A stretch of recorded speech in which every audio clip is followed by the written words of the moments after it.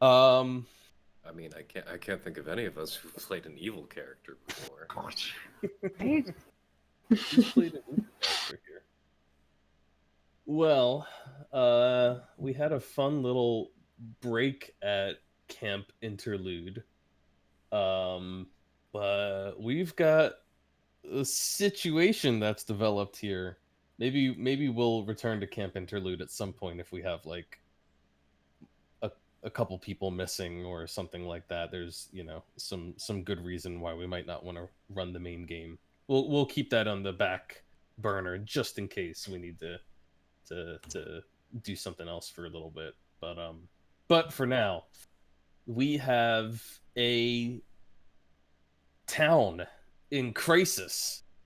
We have a group of heroes who has emerged victorious from the depths of an ancient dwarven city with a powerful artifact in hand or on head, as the case may be. But the army of the Fey Queen is in a state of disarray. Conflicting orders have been issued to the troops to stand down, to retreat. Um, and yet there seems to be some confusion and some questioning of the source of those orders. Uh, the heroes, the group of you. I don't even know why I'm doing this. Normally, I let you guys just do the recap. But the group of you has made your way out of Magnum and up into the foothills where there is still the potential for fighting. A detachment of the Fey Queen's army has come up here chasing after the mercenary band, the Ursa Legion, who engaged with the Fey Queen, only to be driven back by prepared defenders. They now find themselves sort of holed up in here between a rock and a hard place, facing either a difficult defense or a difficult retreat deeper into the mountains. And caught right in the middle of all of it, Cat. Her Uncle Lev seems to be the one in charge of the Fey Queen's forces, and her very own mercenaries are the ones in peril. I think when we left off, Lev had demanded that if Kat had some sort of explaining to do, that she do it in person, present herself to him, and should he deem it fit, I believe he threatened to accuse her of traitorship. Traitorship? Just of being a traitor. However, he's giving her a chance, as well as her companions, to explain their actions. And that's where we are. We are in the hills outside of the city, a thin coating of snow on the ground, cold, frosty air, and these sort of foothills where the mountains are steep, but still traversable. The trees are kind of lower and bushier as they climb up the slopes. And if I remember correctly, we left off precisely with Cat and company determining to march into the camp of the soldiers. And one asshole showing Uncle Lev. And Vengeance already there, having delivered the message himself. Let's see. Let me make sure that pulls out properly.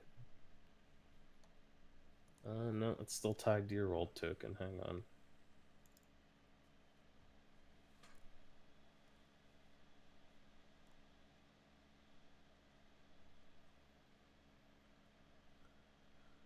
Oh, what did I just do with it?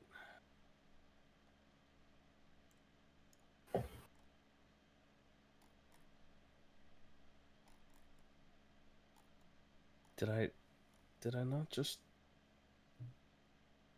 upload it?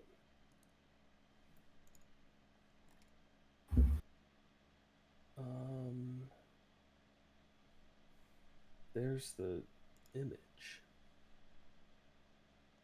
So why didn't?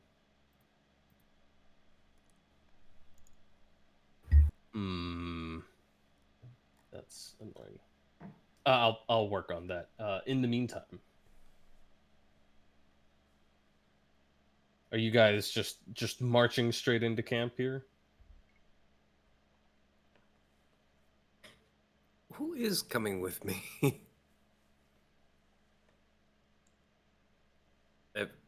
Everybody? Do you want to stop it?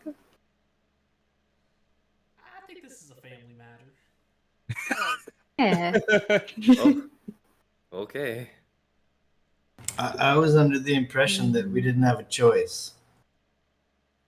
I mean, vengeance can dip out of there, and if things go wrong, you know, I will cause as much of a distraction, and then I will, you know, as they say, book it. But I am feeling increasingly confident that I can at least explain everything to Uncle Levin.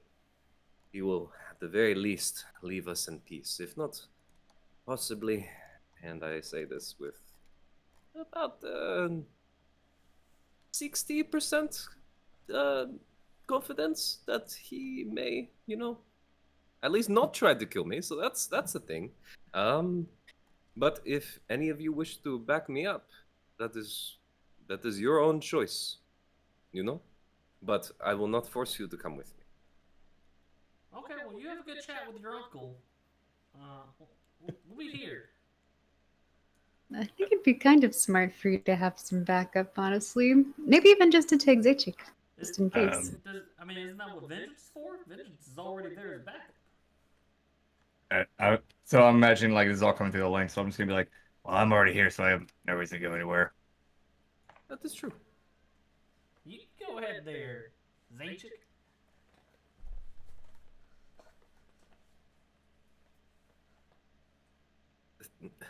Zaychik, you don't have to come with me. It's okay.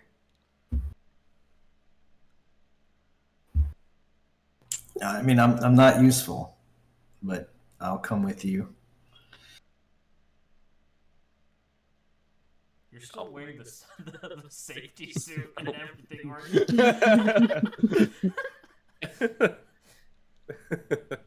you? Cat is going to reach out and squeeze Seven's shoulder with a smile. Thank you. And you're going to stay here then? Does Vengeance, are you going? I'm already. So you missed last week. I'm the one who contacted Uncle Lev by going into the camp, so I'm there already. Mm-hmm.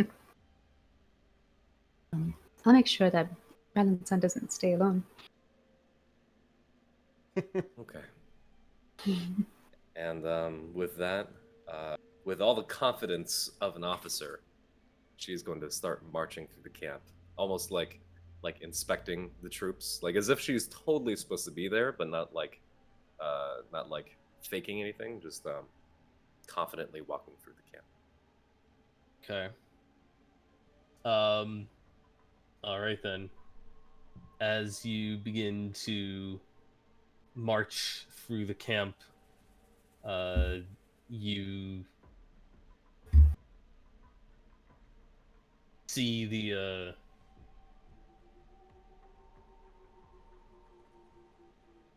troops who spot you. They react with kind of surprise and recognition, and you hear whispers among them. Katerina Melnikov, what is she doing here? Didn't she turn traitor? Maybe aren't those her troops up on the hill? Maybe she's coming to parley. They're going back and forth and discussing. At some point, there's probably even a couple of camp guards who come up to stop you. But it seems that Lev has gotten the word out that you're to be admitted, and rather than turn you away, they start escorting you very purposefully through the camp, and it's clear that everyone is well alerted to your presence here.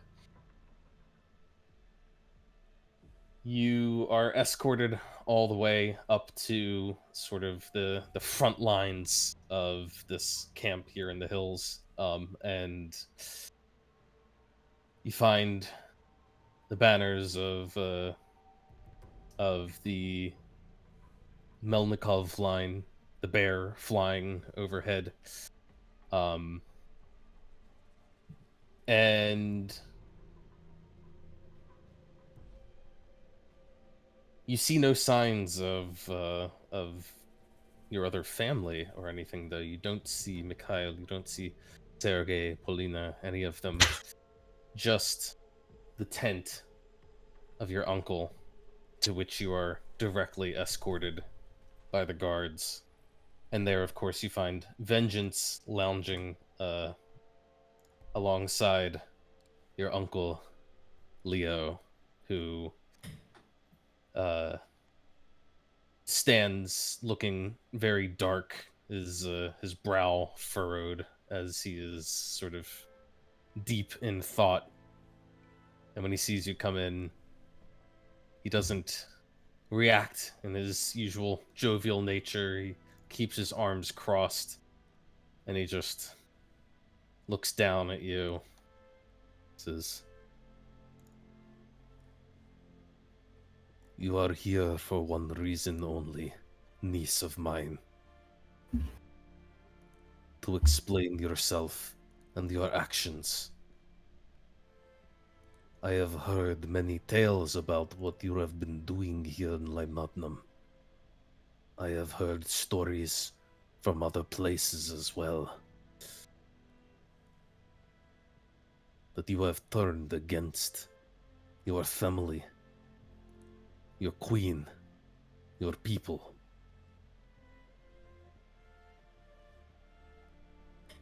I thought this day may have come, but I did not expect I would have to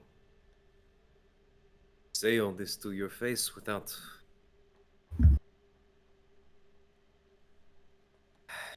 in this way, in this in these frankly ridiculous circumstances. My men up on the hill, yours and those of my family down here, waiting to overwhelm them. I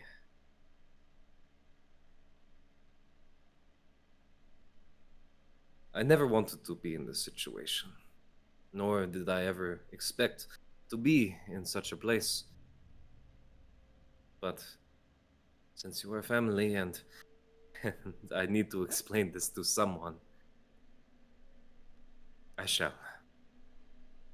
Of course, you have met my companions, Vengeance and Seven. I am trying to think of where to begin.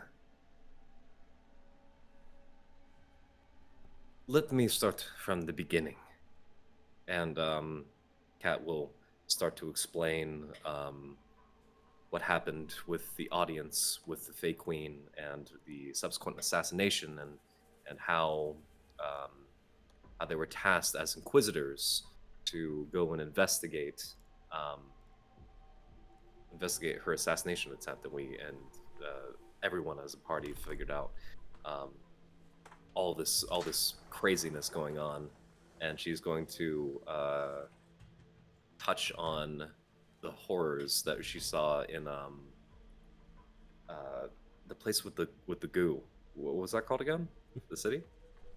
The meal? The city of Ustalavoy.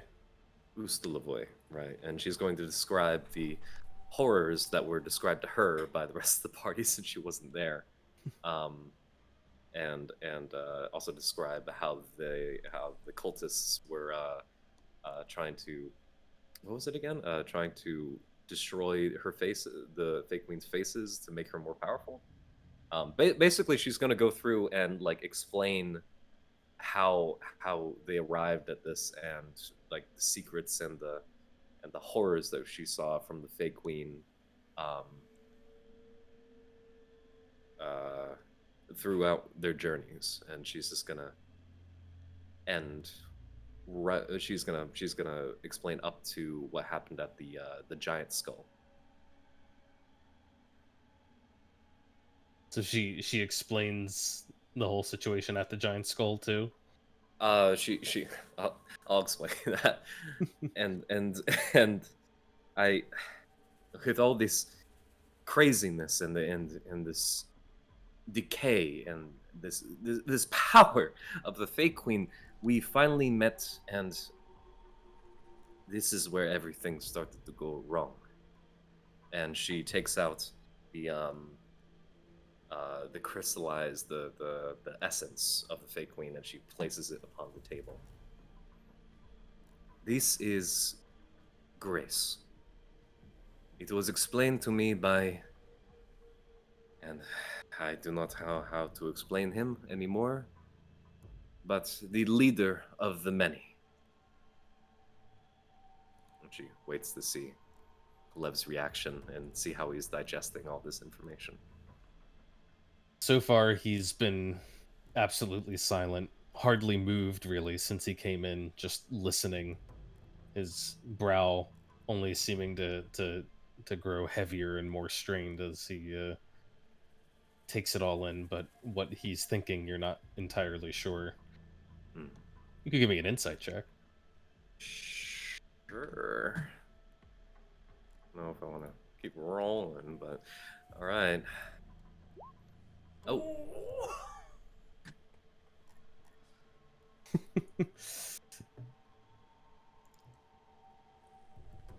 You can see, I mean, you know your uncle pretty well. You've seen him in his various moods as a child growing up, and you have seen this look, this demeanor from him before. You remember back to when you received the news at um at your hometown of Visegrad. Visegrad. You remember the news coming of your father's demise and the delivery of the sword back to its family. And you remember how the emissaries tried to explain to Lev that his own brother had turned traitor, or that his own brother had died. I'm sorry, and in circumstances that could not be fully explained, that couldn't be fully uh, elaborated on. That he had been on a mission, and that he was just supposed to accept this information. And you remember the days and weeks that followed. You remember that your uncle had a very hard time accepting that information.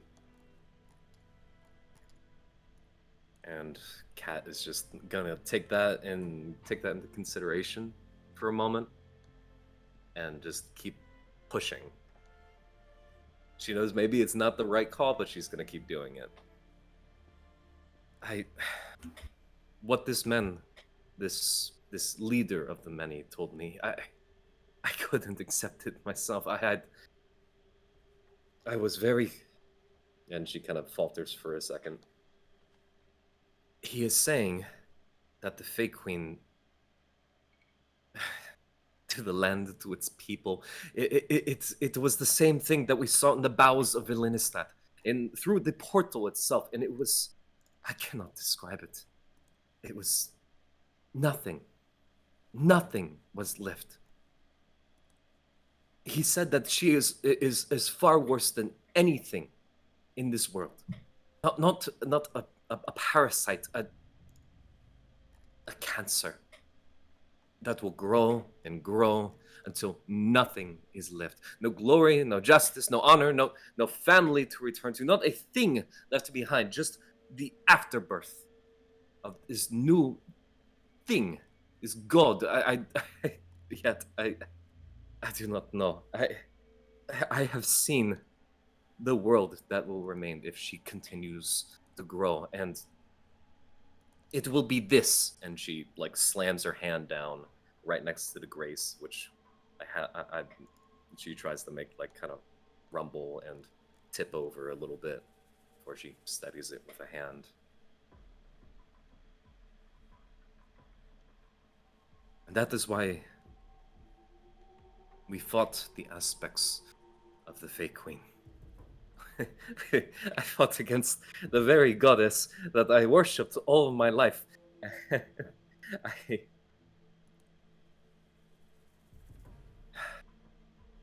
And when I got to Light Magnum, I saw the army, and I knew you were here with the banners. I do not know if you've seen the banners of the Ursa. Even the name of the group. I've never forgotten where I've come from. They still fly the bear. I still wear the bear because I do not forget where I come from. My family, my country, and everything I have seen so far has destroyed my perception of what of my own home.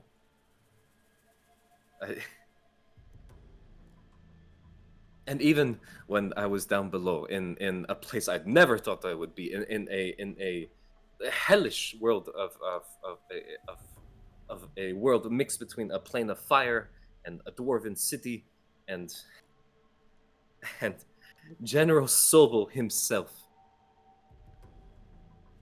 I mean, yet he looked at me and he called me Radovan. What does that even mean? He said that our family has been a thorn in his side for too long, and he would take care of us. What would you do in my stead? I am not asking you to reject anything. I am not asking for you to go against your beliefs. I know you hold your beliefs more sacred than anything, your honor more sacred than anything, but this is something I cannot see any alternative. She has to be stopped. And I know it is going against everything that we have ever known, but it is something I think we need to do. I would not blame you if you stand in my way now, but the ashes of this world will prove me right.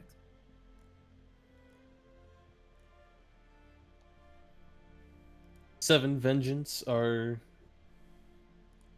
How are you guys behaving as Kat is explaining all of this? Just waiting in the background, or what?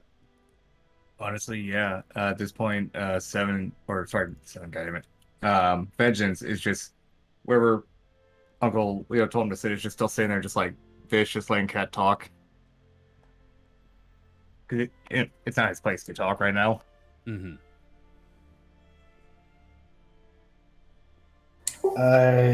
Yeah, I guess Evan's just standing there in his suit with his arm crossed. You know, probably looking very out of place. Mm-hmm. Whoa, sir. Whoa. Sir. Whoa! Clean shaven over there. Clean shaven Anthony! Sorry, I didn't mean to interrupt. I just realized my camera wasn't on. But yeah, no, it was a Halloween costume. I had to lose the beard. It's gonna come right back though. So. R.I.P. Yeah, it'll be back. Yeah. Okay. Sorry. Seven. Yeah. You said you're just kind of holding for the moment. Yeah, just looking out of place, like an astronaut at a Renaissance fair. Yeah. Probably drawing just as many looks as Cat, as everyone's like, "What is that? Who is that? Why? What's he wearing?" But Kat, I'd like you to make 2 checks for me here. One of them's going to be a performance check, and the other is going to be a persuasion check. Okay. Here we go. And persuasion. Oh, I don't know. With those rolls in sight, I might want to reconsider. I would like to add this. So that Okay. should be a D10. You can add that to Right. either or both of those rolls. Either or both. Roll a 10. Roll a Do both. Do both. Do both. Full send it. Hold on. Okay, all right. That'll be all of my superiority die. Listen, bro, you're already out of everything else. yeah. You might as well just use it here. Yeah, that's true. All right, 2 D10s, both. Oh, It's a 15 Oh wow! and a 12. I shouldn't have wasted that inside check, man. Ooh.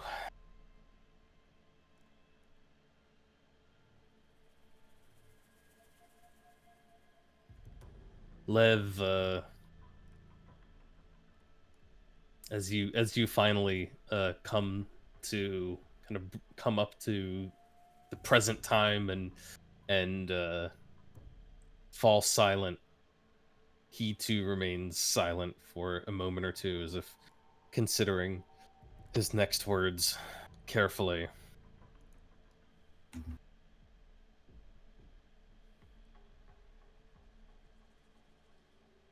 And he says,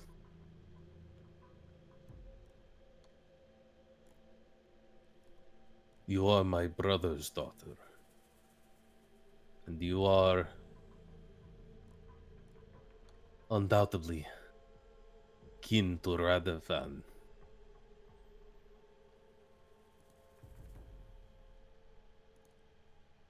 I have heard many things said about my father over the years.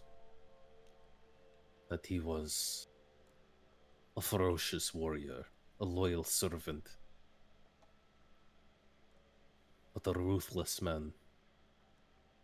And, as whispered by some, a madman. Cat, I can see that you have been through things that have affected you these last weeks and months since I had you at my table in Visegrad.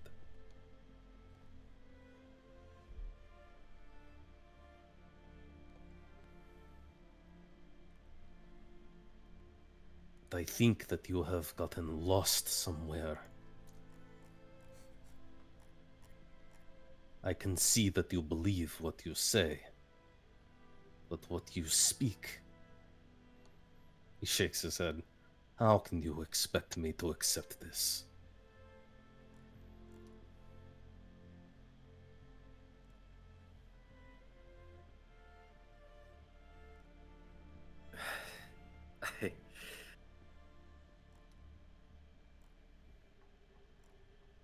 I know it is not an easy thing to accept, and it is something that it did not come easy to me. And I am not asking you to believe me immediately. That is, it goes against everything we have ever been told. Everything that I was taught by my by Papa, and then.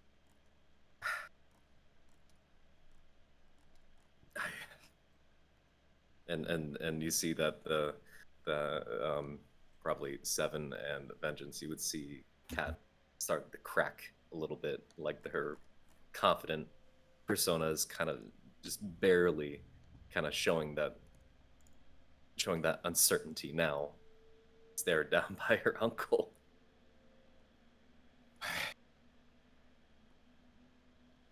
But it is all true. I do not know what else to say.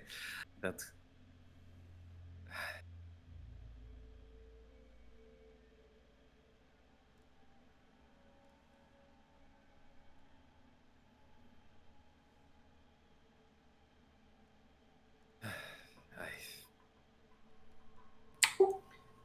Seven reaches out a gloved hand, places it on Cat's shoulder, and he lifts up the hood, his mask thing, so he can meet Leo eye to eye here, and he's gonna assist. I'm trying to decide how. We'll probably say I'll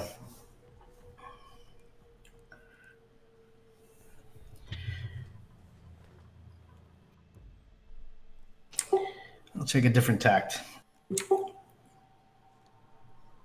You mentioned Cat's father. Loyalty. That's what you think he had. Perhaps madness. What do you think happened to the man? What have you been told?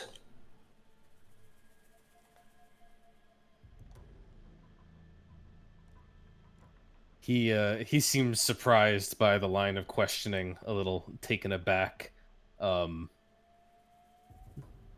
he turns to Seven. What I have been told and what I think are two different things, make no mistake. But the official story that I have heard is that my brother... Wait, my brother? My father. My father died in service to our queen. I do not think that such a thing is true. Radovan was difficult at times and brutal, yes. But he was no fool. Don't think he would have gotten himself killed on anyone's account, not even his queen's. That man was too difficult, too tough, too stubborn to let himself fall in combat, to let himself die in some strange circumstances, unseen, unheard of by others, just by those who speak from another point of view, who have heard stories passed down another after another. Who can say what truly became of him? I believe that is a secret that none can know except for his murderer.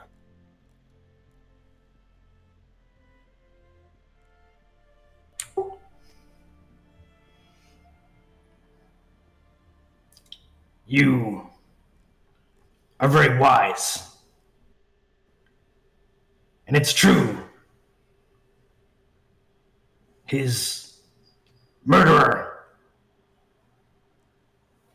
may have gotten away with the deed. But for one special ability I possess, I can speak with metal. And I've spoken to the blade that Cat bears. And I know what happened to your father.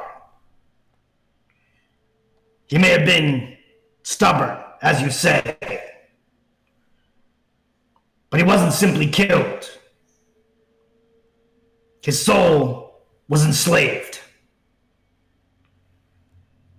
I swore not to speak these words, but I can't watch you turn your back on your kin for the sake of a so-called deity who destroys the lives of those who serve her faithfully, and who in the end will destroy these lands and all the good people in it. If you don't believe Cat and you don't believe me, then I can show you the truth. If you commune with me and speak to this blade, perhaps you can hear your father's voice again. And perhaps he will tell you in his own voice where your loyalty should really lie.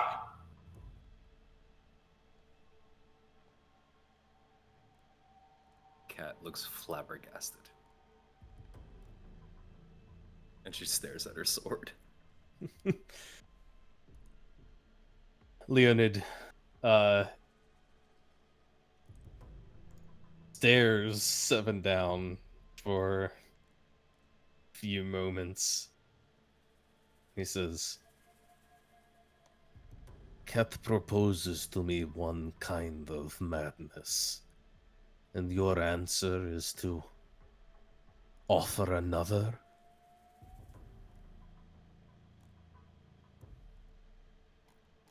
We offer you truth. If you've already blinded yourself, then we're wasting our time here. But you strike me as one who is wise enough to know that there must be much you do not know. Take this chance. See the truth.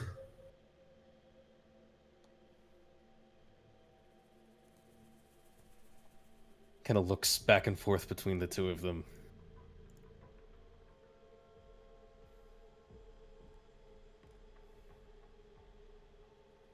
I have known Cat to be a good judge of character.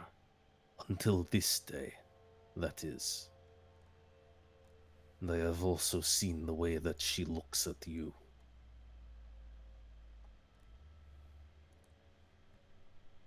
Cat kind of turns. She's like,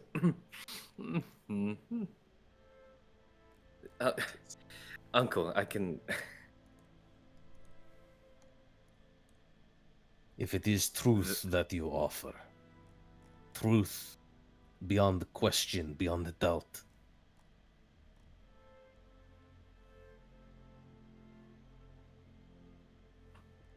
then I am willing to listen.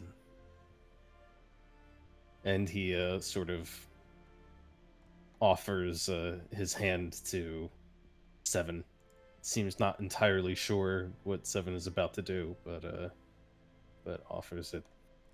Yeah, Seven's not entirely sure what he's about to do either. He's gonna remove his gloves and he's gonna reach out to Cat, and I guess he'll kneel and ask Cat to do the same, to kneel before Leo and place the sword so they're kind of all touching it and he's touching it, and he's going to try to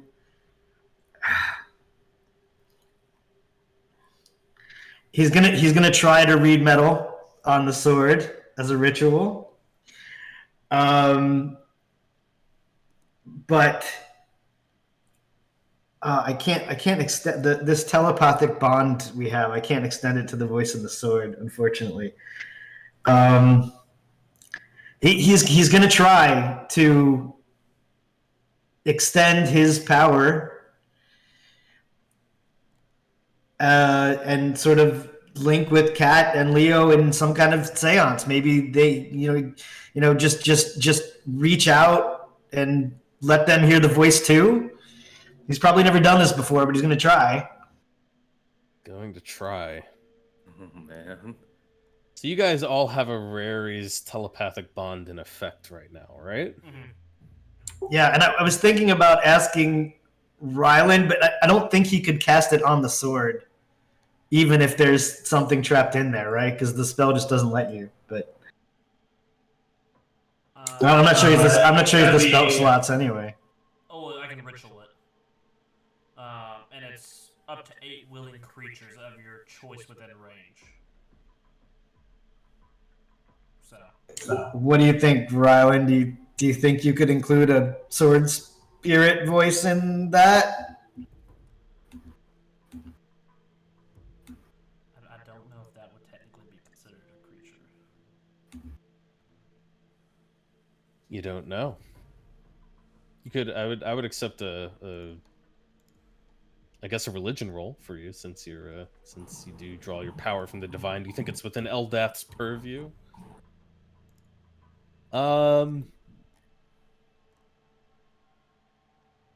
You're honestly, Ryland, you're probably not sure, but you don't know definitively that the answer is no. Oh my god. Might as well try. Yeah, I mean, you'd have to call me over to the tent because I didn't come with. That's okay. Seven will say that out loud. Do you want to? He's talking to you now through the bond. You and Kat. He's briefly explaining this ritual and saying, "Do you want to try to come help? It's up to you." I mean, if you think it'll help the situation, yeah, I can come and try. What's the harm? What's the harm of trying? All right. Seven will just say out loud then for Leo's benefit. We've called our cleric, who will help us share the voice with you. I am sorry. I am still processing the fact that my grandfather is in the sword that I've been carrying all my life. How long have you known this? Assuming we're chatting in your head, Seven sounds quite penitent. He just says, "I'm sorry." He's just I promised not to tell you, but if your grandfather's world is about to come crumbling down, I feel like this is his chance to set things right. And if he considers me betraying him, then I'm sorry, but we have to take this chance. No, I understand. Maybe, yeah, that actually explains quite a lot, honestly.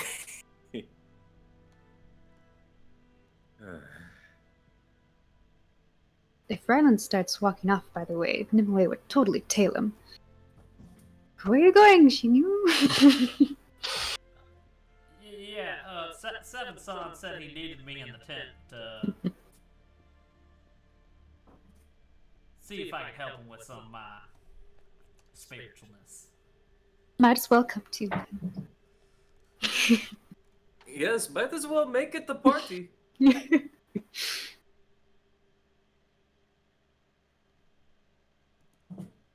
as well make it a full execution, right? I said party, not execution.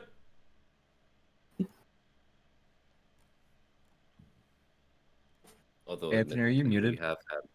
We have had Oh, yeah. parties at executions. Yeah, as Nimue walks off,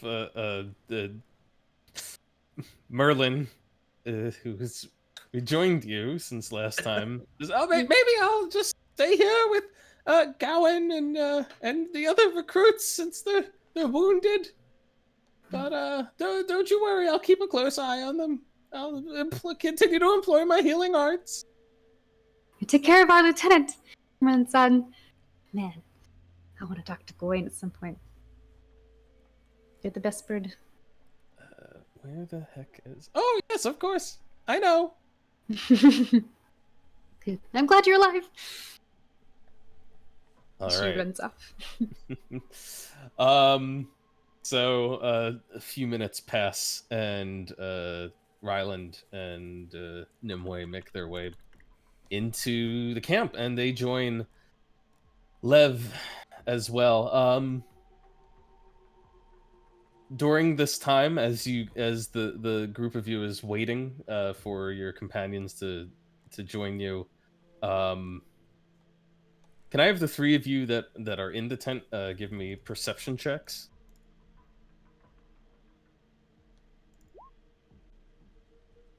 Oh. Cat's just Cat's Cat. got a lot on her mind. It's fair. Cat's whole world just got fucking rearranged. Okay. I've been carrying Grandpa on my sword. 7 and Vengeance. You both hear Cat is distracted, but you can hear sounds coming from outside of the tent. You catch the sound of an angry voice of a young man. 7, you recognize it as Mikhail's voice, Cat's brother. And he seems to be arguing with someone about something about why must he stay here? Why can't he be admitted? He thought he heard Cat's voice, and something about the guard basically insisting that he has to remain in the tent.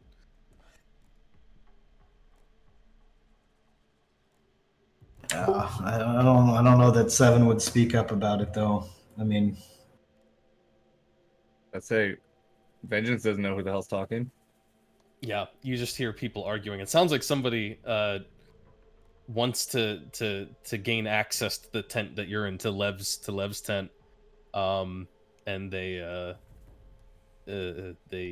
seem to at least recognize Cat, because you hear her name mentioned once, but that's all that you've got. I guess 7 will mention to Cat, Mikhail is outside the tent. Mikhail? They won't let him enter. And for good reason as well. I would not have him lay eyes on his sister and have him remember her last in this state. Not until we can discern the truth of what is happening here. Okay. And you see Cat just like her hackles are up a little bit, but she calms herself down. Okay. Alright. Meanwhile, a moment or two later, Ryland and Nimue show up inside the tent, and Lev says, "If there is any trickery involved, if this is some ploy to make me lower my defenses." That's not an employee, sir. Ryland Ela, nice to meet you again. I remember meeting you at your home. Lovely place. Yes, I remember you. Well, they 7 over here said I should come over and try and help clear up some kind of dispute in here. First, let us all be free of mental compulsion for the remainder of this ritual. And 7's gonna touch the crown he's wearing and extend to everyone in the room this immunity to charmed, frightened, cannot be possessed, magically compelled to act. And hopefully they kind of feel this mental peace, this mental freedom. They feel their will harden and resolve. They feel like nobody can pull the wool over their eyes here. And I guess he's going to explain to Ryland that he's going to try to extend his power. He's gonna read this metal. He's gonna speak with the soul of the sword, and he's going to beg it to press whatever will it has. This is its only chance to speak, its last chance to speak to its kin. And he's gonna ask it to try to manifest as best it can. And he's gonna tell Ryland, if he can sense this creature, if he can sense it manifesting, extend the telepathic bond amongst those in the seance here, include this sword spirit, and hopefully everyone can hear it speak. And he has no fucking clue if any of this is gonna work, but whatever. It's the plan. What? Cat, what can you tell me about your grandpa? Something just to make it easier for me to picture him in my mind, other than being a sword. He well, his name is Radovan Melnikov. I never met him. I think I saw him when I was a child, but I can describe his portrait. Uncle Lev. Maybe you can describe Grandpa a little better. Lev says, he was a difficult man and a terrible father. Oh, okay. Hey. What? Can you just give me like the briefest description so I can try and picture his face?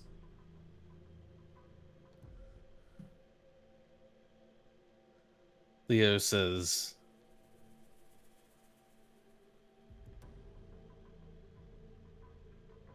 he was much like myself, although he did not live so long. His hair was black. His eyes were dark. And he always looked as if there was a trouble upon his mind and in his heart.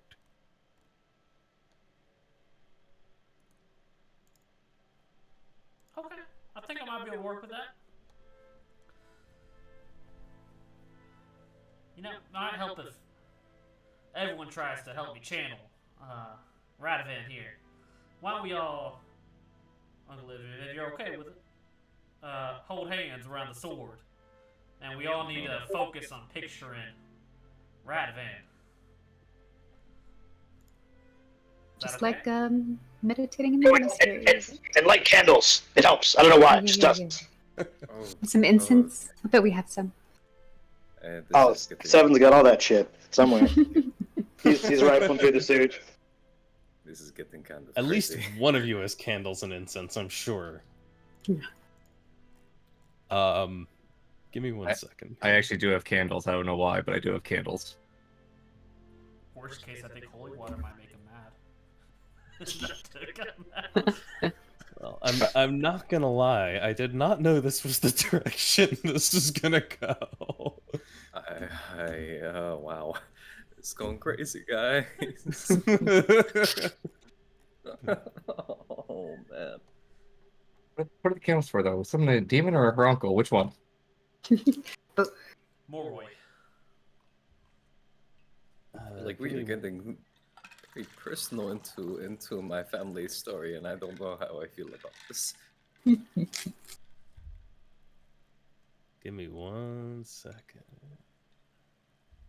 Hey. All I'm gonna say is, the more backstory that you give me, the more that it tends to end up in the game. And you've given me a lot of backstory. That's fair. I've given you at least 2 PDF documents that are pretty My long. God. I even have a chart. What Family if just tree. give us a picture with a purple beard? Black and purple beard, okay? I made like a page and a half, okay? It's not like you're 8 pages, Rylan. Calm down. Just give me 1 second here.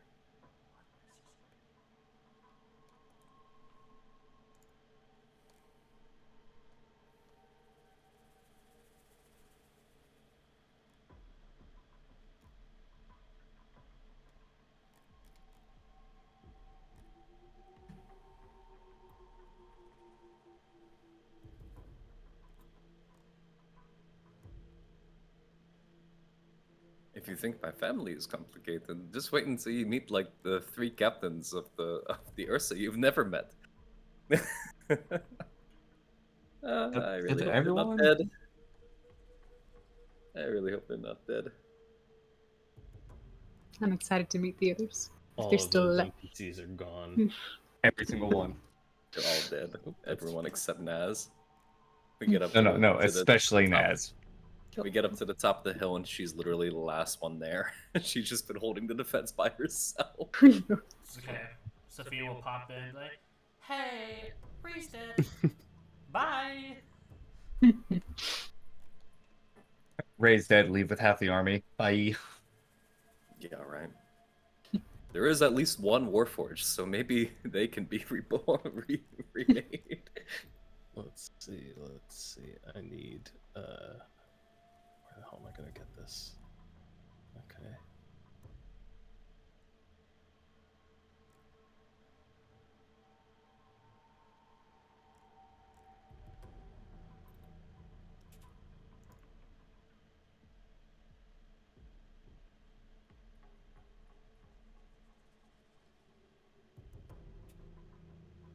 While you're doing that, I'm gonna go to the bathroom real quick. Yeah, sure. You can take a minute. Take a minute. Take 3.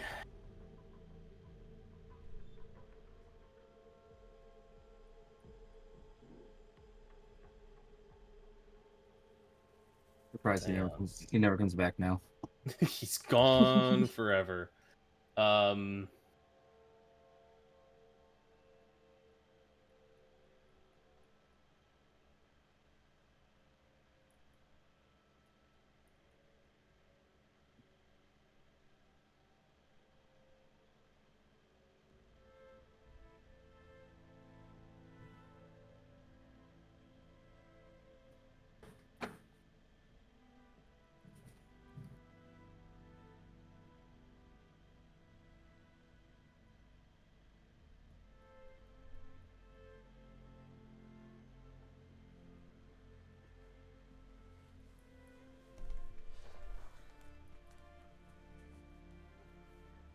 Is he back? Yep. Damn, that was too fast. I was gonna use that extra 2 seconds.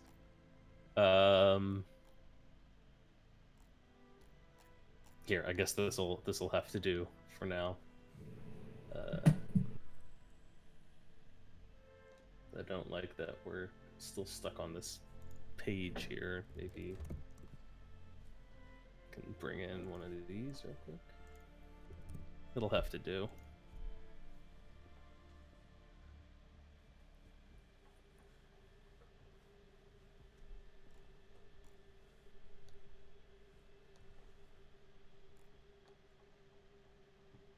Didn't know there was going to be a seance.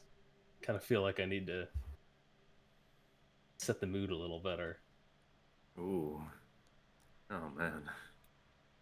Look, it's still Cat's family. We don't need to set a mood here, okay? It's a little awkward. It is a little awkward. She's from Russia, not Alabama, okay? So it's like kumbaya, not I was about to say, Vengeance, you haven't met my cousins yet. I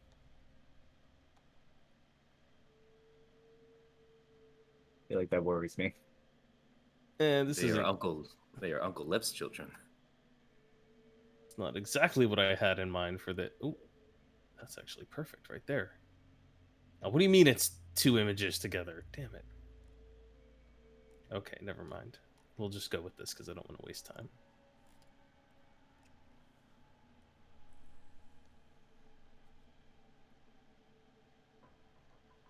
Or, actually, yes.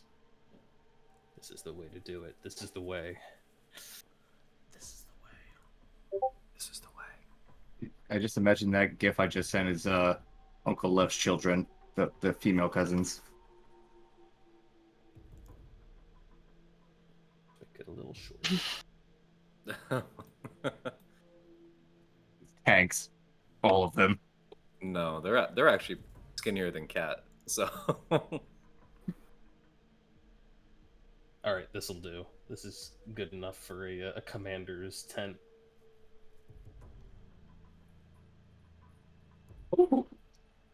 Nice. Swords going on the table. We're all pulling up chairs and surrounding it. This is a lot more involved than I thought it was going to be. Everything's way more involved than you think it'll be, Cat. That is very true, but That is I the have been motto of proven this Kind of. entire adventure. that has been proven eminently true every time I. How did I even get here? Honestly. All right, here we go. I would just ask that Lev and Cat, the two with the strongest connection to Radovan, be seated on each side of me. Oh, okay.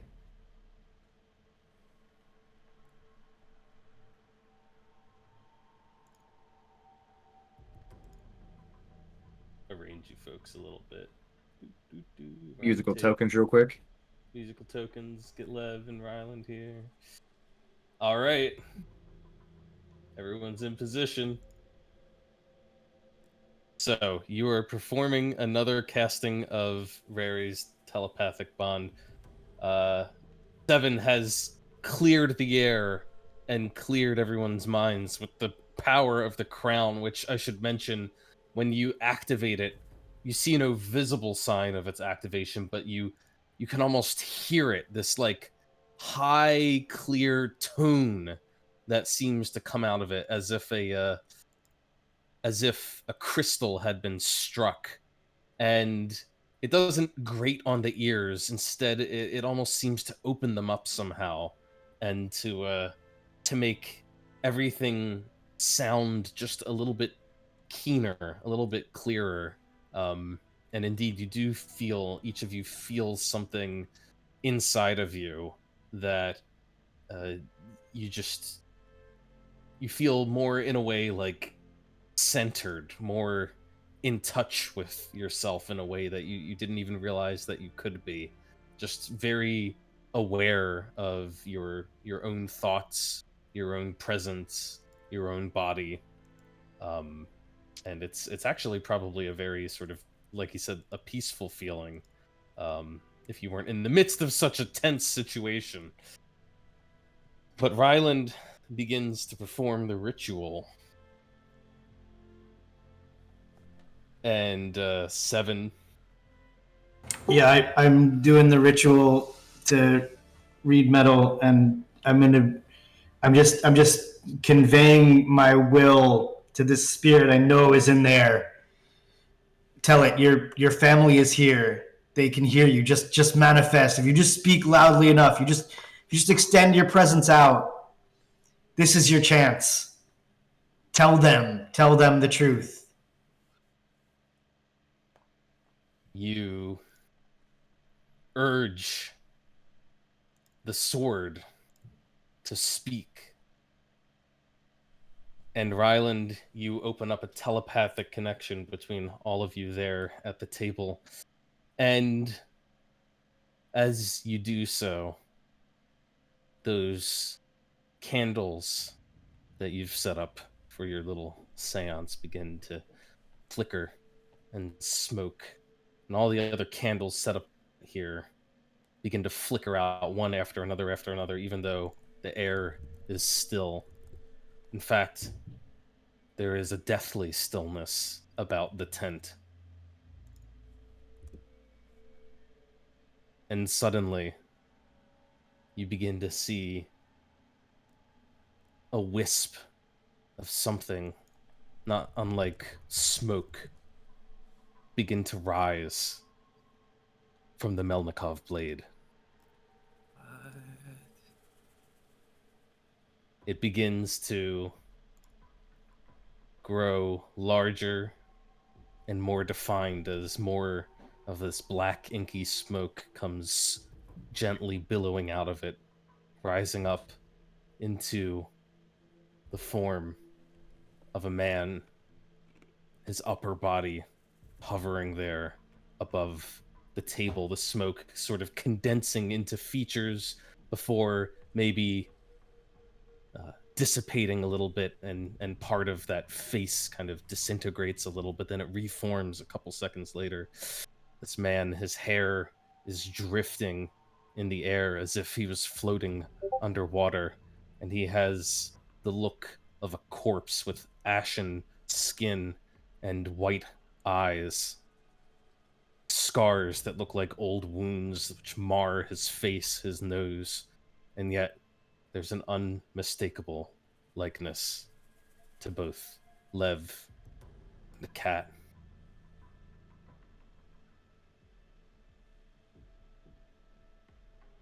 He's really here, Usagi. Oh. I believe that actually worked. Howdy, sir. I'm Ryland. Oh my god. He doesn't seem to hear you, Ryland, or if he does, he ignores you. I'm used to it.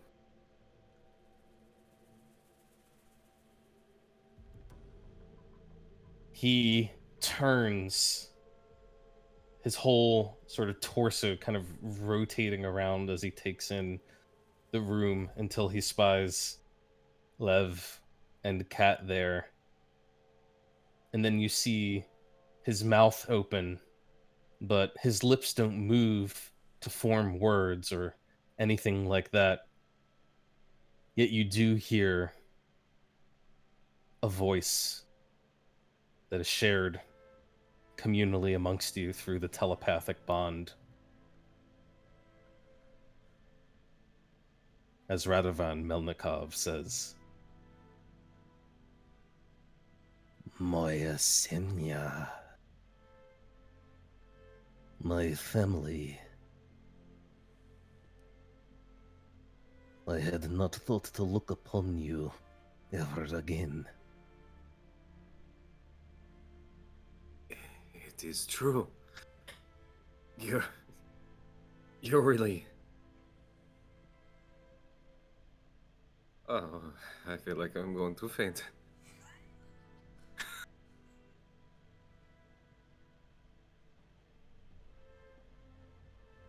He looks from Kat to Lev, and you can see that Lev is like stricken by this. He's gone deathly pale, and all of that gruffness, all of that sternness has melted off of his face as he looks up and he says, Father, is that really you? Are you truly here? Yes, my son. I am here. As I have been since the day I was killed.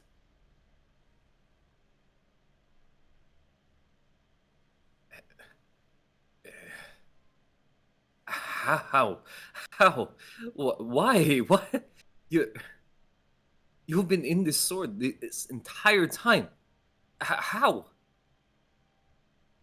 Bound, granddaughter, bound into the metal. You have seen yourself the Fey Queen's capacity to work the metal. Your badges that you carried for so long. She has many powers.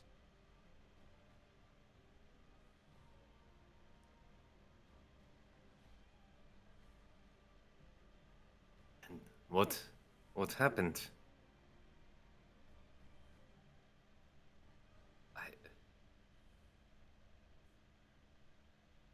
What happened? Cat, you'll need to be more specific. There has been much, and I sense this connection is limited.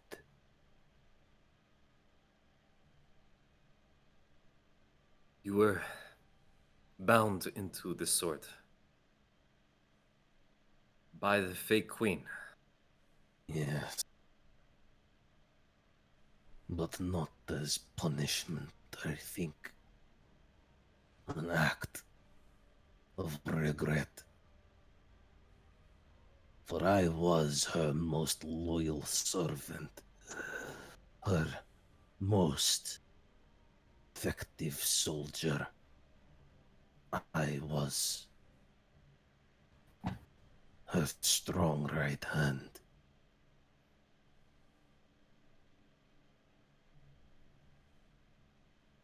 And I do not think she wished to see me removed from this place entirely.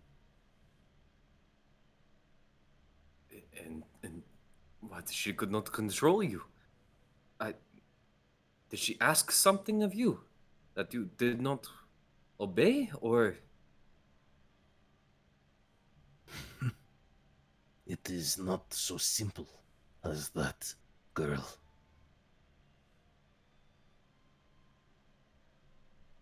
There were politics. He kind of spits out the word.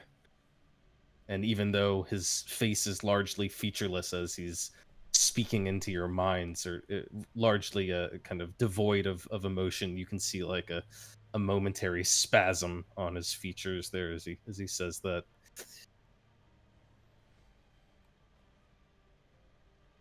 I was a threat to others close to her. They did not wish to see me gain such favor from her. I grew close to the Fey Queen in a way that few have. I learned so much secret. And when that snake discovered what I knew, he urged her to turn against me, to turn against our family, to take you, Cat, as hostage, as a face of hers. I refused this. And in my refusal, I sentenced myself to death. As I said, I had the Fey Queen's favor, and she did not wish me simply murdered. And so, in secret, a piece of me she bound to this sword.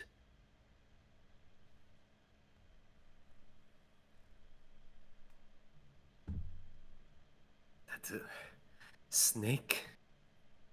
Who exactly? He looks down at Kat, and again, that expressionless face takes on a twinge of smile this time. He says, Cat, you already know his name.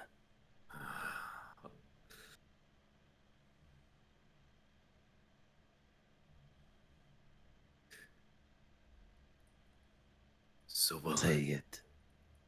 Anton Sobel. Yes.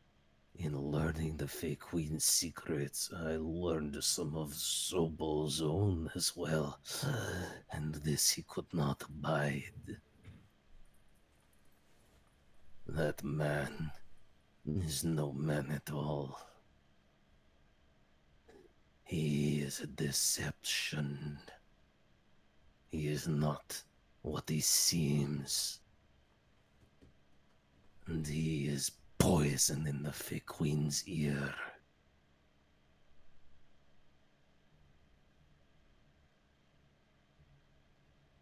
If he is no man, then what is he? And what...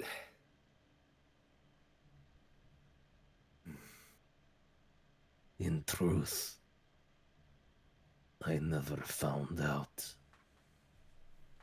I never had the chance to see what color his blood was. But I guarantee you this. He is not of this place. He is not of this country. He is not of our motherland.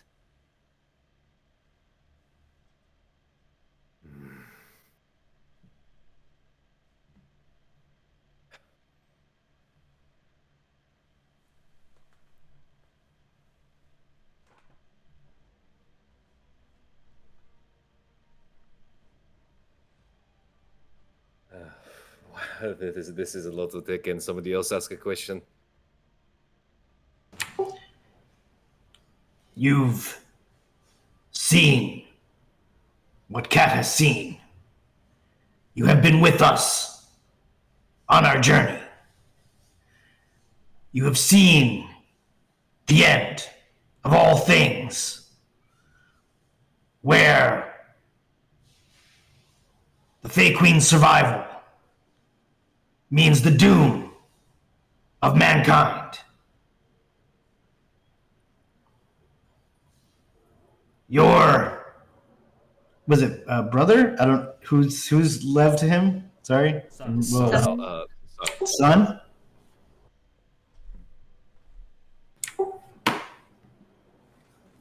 Your son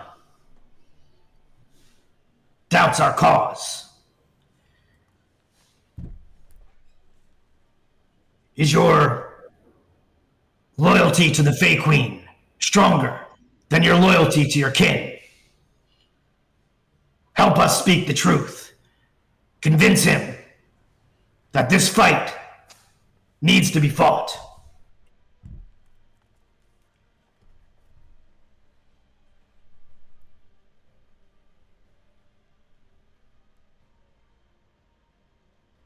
He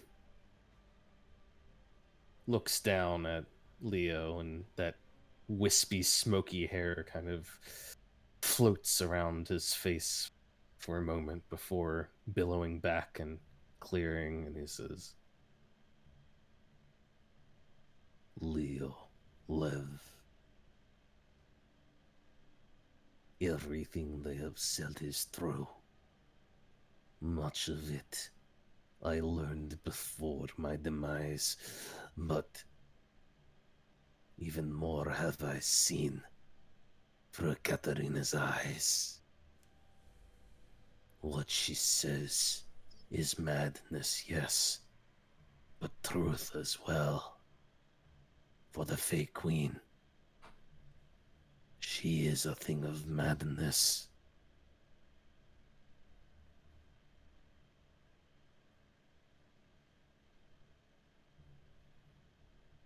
and Lev just takes that in, nods, seemingly a little deferential even to his father.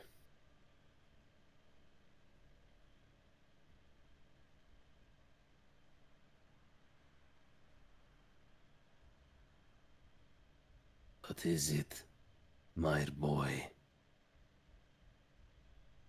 I see that look on your face.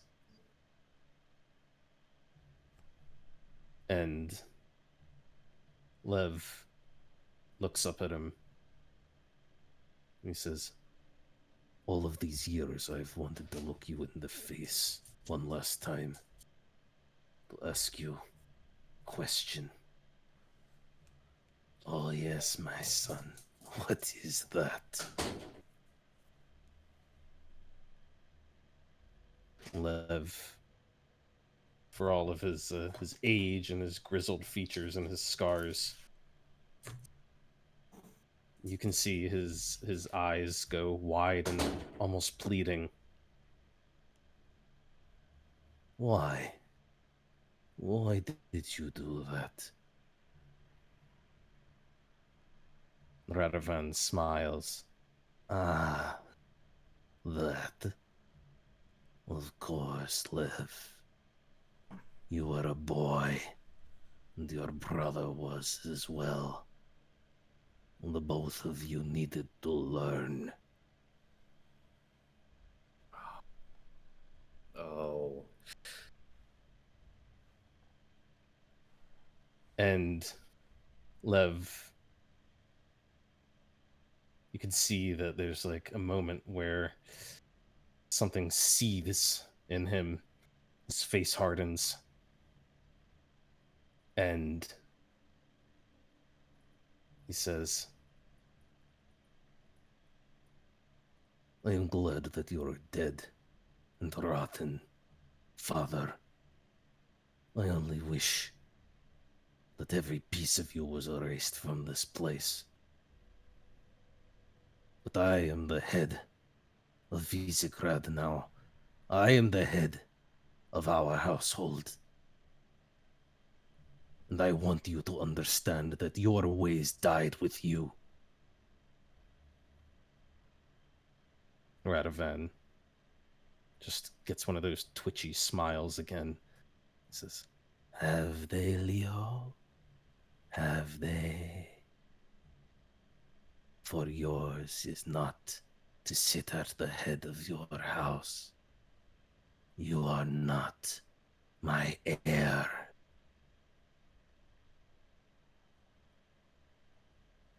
Lev stands up from his seat abruptly, kind of knocks over the chair, and storms away, leaves the table.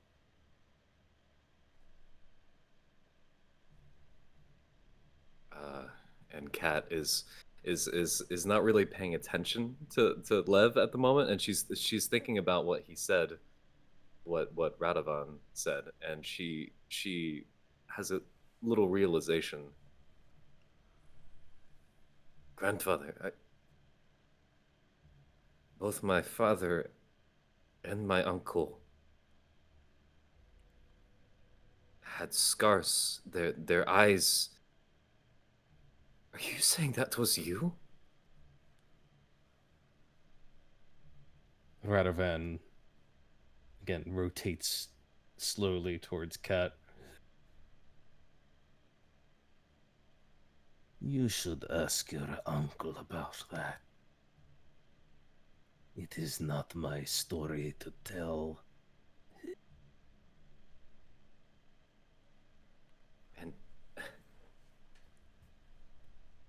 And my father, Borislav, he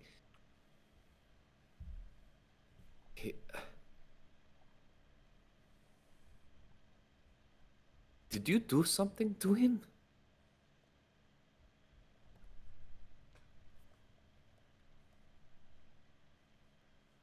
Granddaughter, you have grown strong over the years. It has pleased me to see my blade in your hand, wielded with skill, wielded with power. Such things do not arise from nowhere, my dear. They must be instilled. They must be preserved from one to another, father to son to daughter, on and on. Do not forget the things that have made the Melnikov line strong. Do not forget the things that have made your family strong and have made you strong. Should our line continue through you or another, make them strong as well.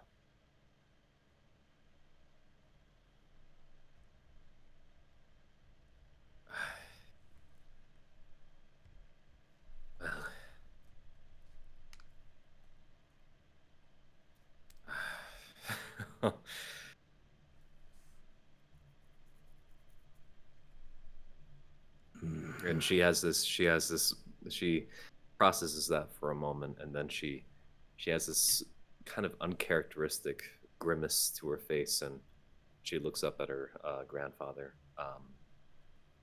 and she nods. I will.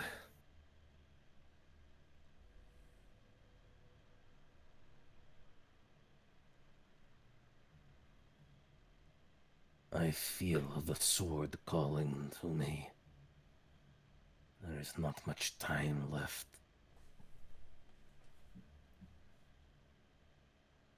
If I wish to speak to you again, can I?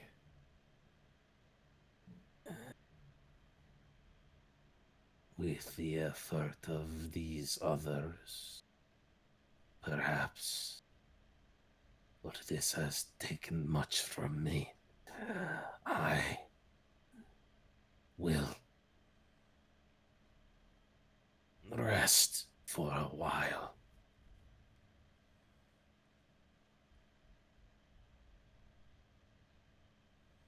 Svidania.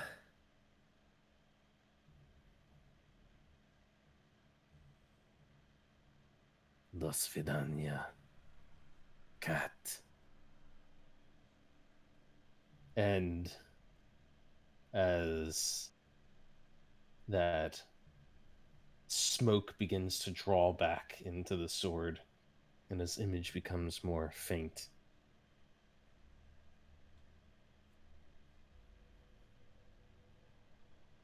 you can see that he turns now towards the rest of you, especially Ryland and Seven and Nimue.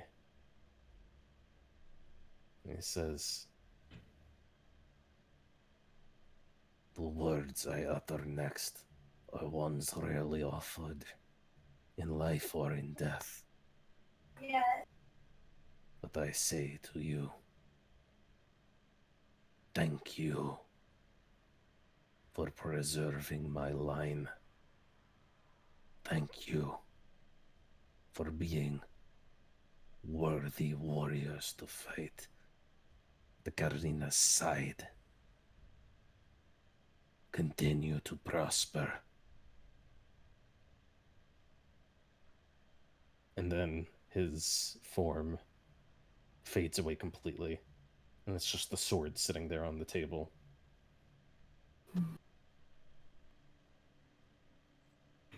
Y'all think there's anything in my staff? I don't know, but apparently I didn't save Cat's life too. Oh. Did a family member give you that stuff, Ryland-san? Like, Cat-chan, she knew. Sometimes our... Yeah. Sometimes our parents and our grandparents say terrible things and have done terrible things. And yes. I feel like strong should be defined by you, of course. Every new generation has a chance to do something different. Thank you, Devash. Where did Uncle Liv go? Very angry. You know, I always wondered why both my uncle and my father wore eye patches from now and then, and bled from their eyes. This is giving me much food for thought. Clearly a tradition that should not continue. Yes, that is probably a good idea. But Zaychik, Ryland, I cannot tell you how grateful I am for this. This has been, I would say unbelievable, but it just happened in front of me. So this has been wonderful. No, not wonderful. Revealing. Let's go with revealing. Oh, don't you worry about it. I'm just glad to be here, sharing the blessings of Eldath with all you lovely people. Honestly, I might need to talk to you about Eldath, because this has given me a very different perspective on life and death. Well, next time we talk to Radavan, I'm going to talk to him about Eldath. Seven's son asked him about the other side there, and I didn't get a chance to ask him if he's seen that lovely lady yet. You never know.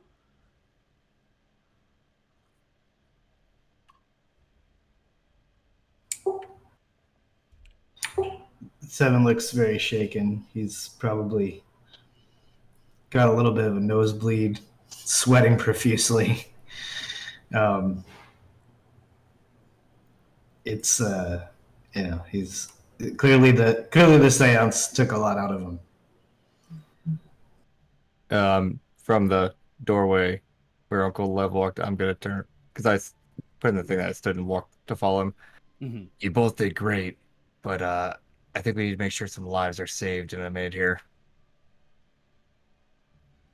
There's a whole Ursa Legion probably about to be slaughtered any minute now. I think the army will need its commander, and I think the commander is rather taken aback by childhood trauma at the moment. I don't think that's how armies work. Well, yes, but the army is very central. But Zaychik, are you all right? I'll be fine. I'm just shaking. It's a lot of strain. We did what we could. Do you think your uncle will heed our warning? Will he lay down his blade? Well, I don't know. Let's ask him. We're still connected. Hey, Uncle Lev, where'd you go? What? We need to know how to proceed from here. You might maybe give Uncle Liv a moment to process. He just saw his father, who has been dead for a long time, and found out that the whole. You remember how I reacted after the Fey Queen? Imagine living your whole life, and I think how old was he? Very long, very old. Imagine your whole life has crumbled around you, and maybe give him maybe 5 minutes. That's all I do. I help people whose lives are crumbled around them. Oddly specific. That is oddly specific. Like a therapist or What, something. you think, It sounds- you think you just came to me by chance, Cat?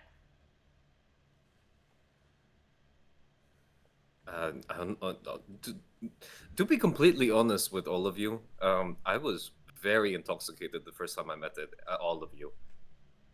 And you haven't gotten that drunk since you met me. That's true. I haven't had a drop of alcohol since I actually, no, since we were in Visegrad. I think that's a problem for all of us. It's been a long time. We could all probably use a night to party and get drunk, honestly. Yeah. Maybe after the fake queen is done. I think you meant to say dead. Done. Taken care of. So, are we just gonna sit in the commander's tent until he comes back, strolling in happy as a bean, or? He's not going to be happy, Rylan. Let's be honest here. I don't know. Maybe he's As just feeling retribution-less now. He may just march himself home and be happy. No one else has to die tonight. Oh, As a also, matter of I fact- am going to murder Anton Sobel. As a matter of fact, Literally.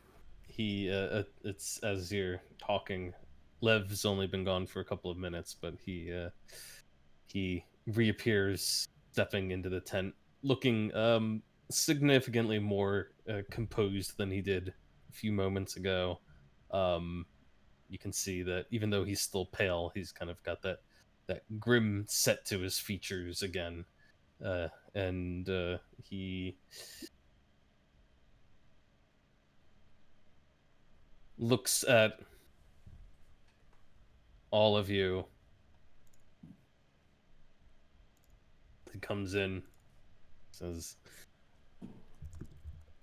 I am not sure what I have just experienced here, but I know one thing. That apparition. It could not have been some trick or deception. That was my father.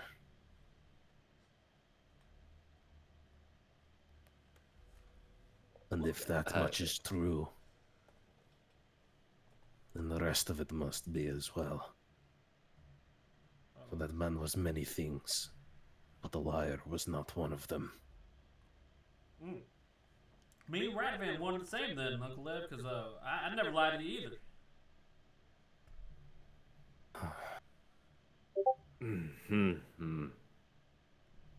I do not know what to say about all of this. It is difficult to understand where I stand, where I must stand as the commander of these troops and as the leader of my house, as the bearer of my name. But you are free to go. Go to your soldiers, Cat. I must contemplate what to do with mine. You must speak to yours. If they move against us, I will not hesitate to kill them all. And if you stand at their front, Cat, then we will meet on the battlefield. But if there is another way, I welcome you to find it.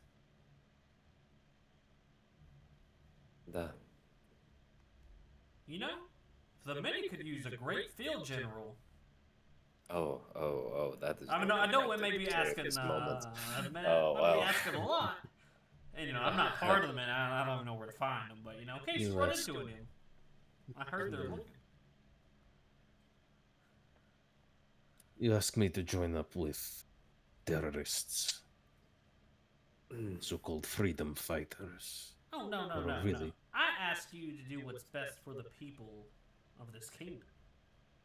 You know, you've talked a lot about the honor of your house and all that, but what is more important than honor for your house? Defending the actual country that you are from and live in, or the delusions of two mad people that are going to destroy your country and the world?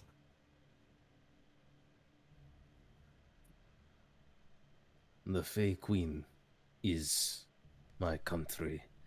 It bears her name. It has no name without her. It has only oppression with her.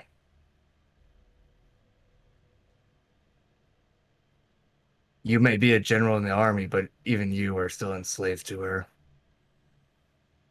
It is these sorts of thoughts that was also running through my mind, Uncle. I confess I have not fully processed it and its implications. But one way or another, I may not move against you and your men. But I am moving against the Fey Queen. And Sobel. Mostly so, but also the Fey Queen. I can swear the one thing to you, even if you don't want to do anything against the Fey Queen, at least let me take care of that fucking Mudak. Yeah. In spite of everything, you can see a kind of smile, kind of twinge at the corner of his mouth. And he says, I would not mind seeing that one in the ground. Oh no, I am going to string him up high. Was that a smile I just saw, Uncle Liv? Oh, Enough, Cat. Enough. Yeah, it's okay. Ryland, I'd like you to give me a persuasion roll, and I'd like you to have advantage from Vengeance's contributions. Oof. Oof.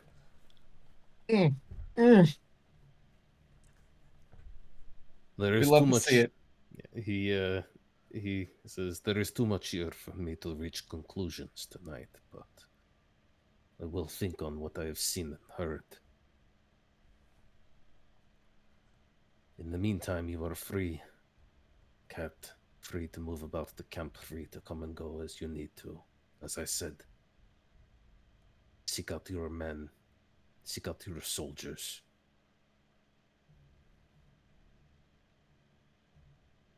You have a responsibility to them. I do. Where might I find my brother? Mikhail. He makes a gesture. Actually, probably what he does is he says, I'm going to retire for now. You make use of this tent as you will. I need to take a little walk. I will send for your brother. But before you go, just in case you ever run into anybody down the road, just tell them to ask for Alaska. Yeah, maybe they'll bring him to you and you get the other side. Just Lance? Wait, wasn't their leader You been Dijkstra? He's Laska. Everyone's Laska. Oh, okay. I never Leska. understood that. Luska is what they call their leaders. It is a term that came out of the Fey Queen's court. It means weasel in your tongue. Well, they seem to take a Funny. liking to it. I always thought that was kind of funny, actually.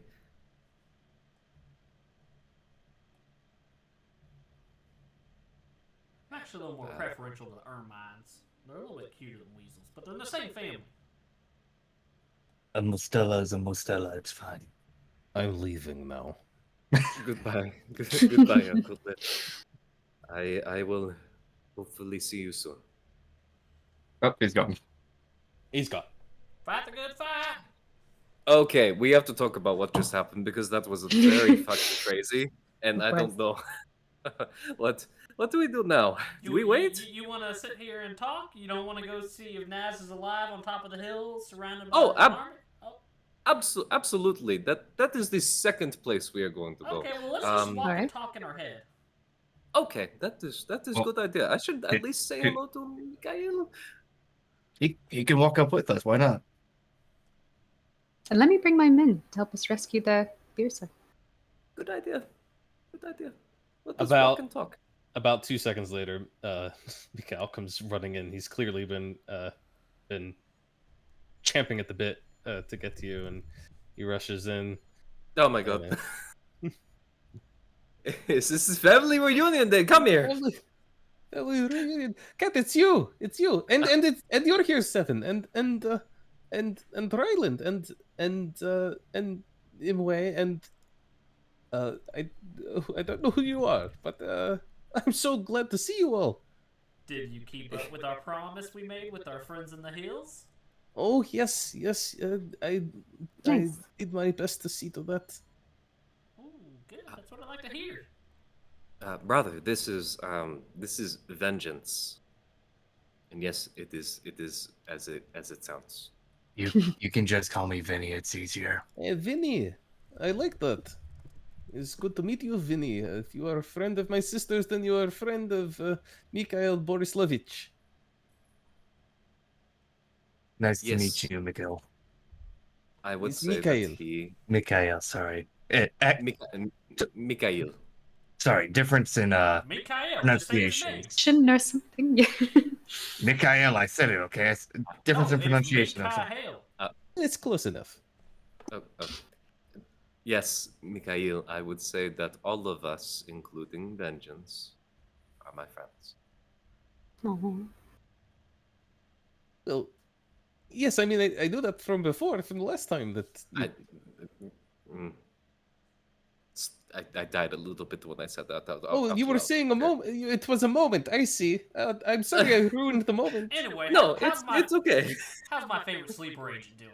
Oh, it's Sleeper agent. sleeper agent. I mean, Mikhail, how you doing? No, I am doing well. I am at war. He seems kind of excited. He's like, look, I've never gone marching with the soldiers before. This is so special. Lev has been sure to keep me very much amongst the soldiers, though. You know. I'm just glad we're on the same side. I'm glad for that too. I mean, were we ever not? No, but you know, wars have a tendency to split people on a side. And I'm just glad to see you on the good side here. Oh, good. Well, you looked so tired, and if I saw Lev go walking off, I don't know where his hospitality is gone, but you should all make use of our tents. If Lev is gone, then I suppose I am in charge of our camp, and I bid you welcome. You should rest. You should sleep. You should eat, drink, do whatever it is that you need to do to wipe that exhaustion off of your faces. That is the decision I will leave to my friends. If they want to sleep here, or if they want to go visit my men, they're totally As not in Yeah, opposition to the I people mean, in this I would camp. love to take a nap right now, but as much as I want to sleep, I know another group of people who would probably really like to sleep too. So we should probably go give them some ground earth shattering news that lets them know they can take a sleep. Good idea. Okay. Okay.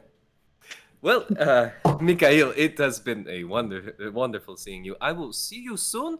I need to go and check and make sure my men aren't dead. I mean, do you want to come with us, Mikael? You've always Maybe been not. helpful. You and Don't look, you- if You've been If- studying if- under Leb. Why? You could probably study under Cat now too. You know, get a different aspect of the battlefield and the sun. Besides- Ryland, besides, if you Like, come back, if you come back later, all you gotta say is you were tasked by your uncle to come watch us. That's it.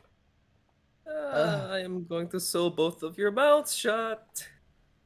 he looks a little conflicted. He's like, but I have responsibilities here. I am Lev's standard bearer, and and he's squire. I must I cannot stray too far from the camp. And who's your squire?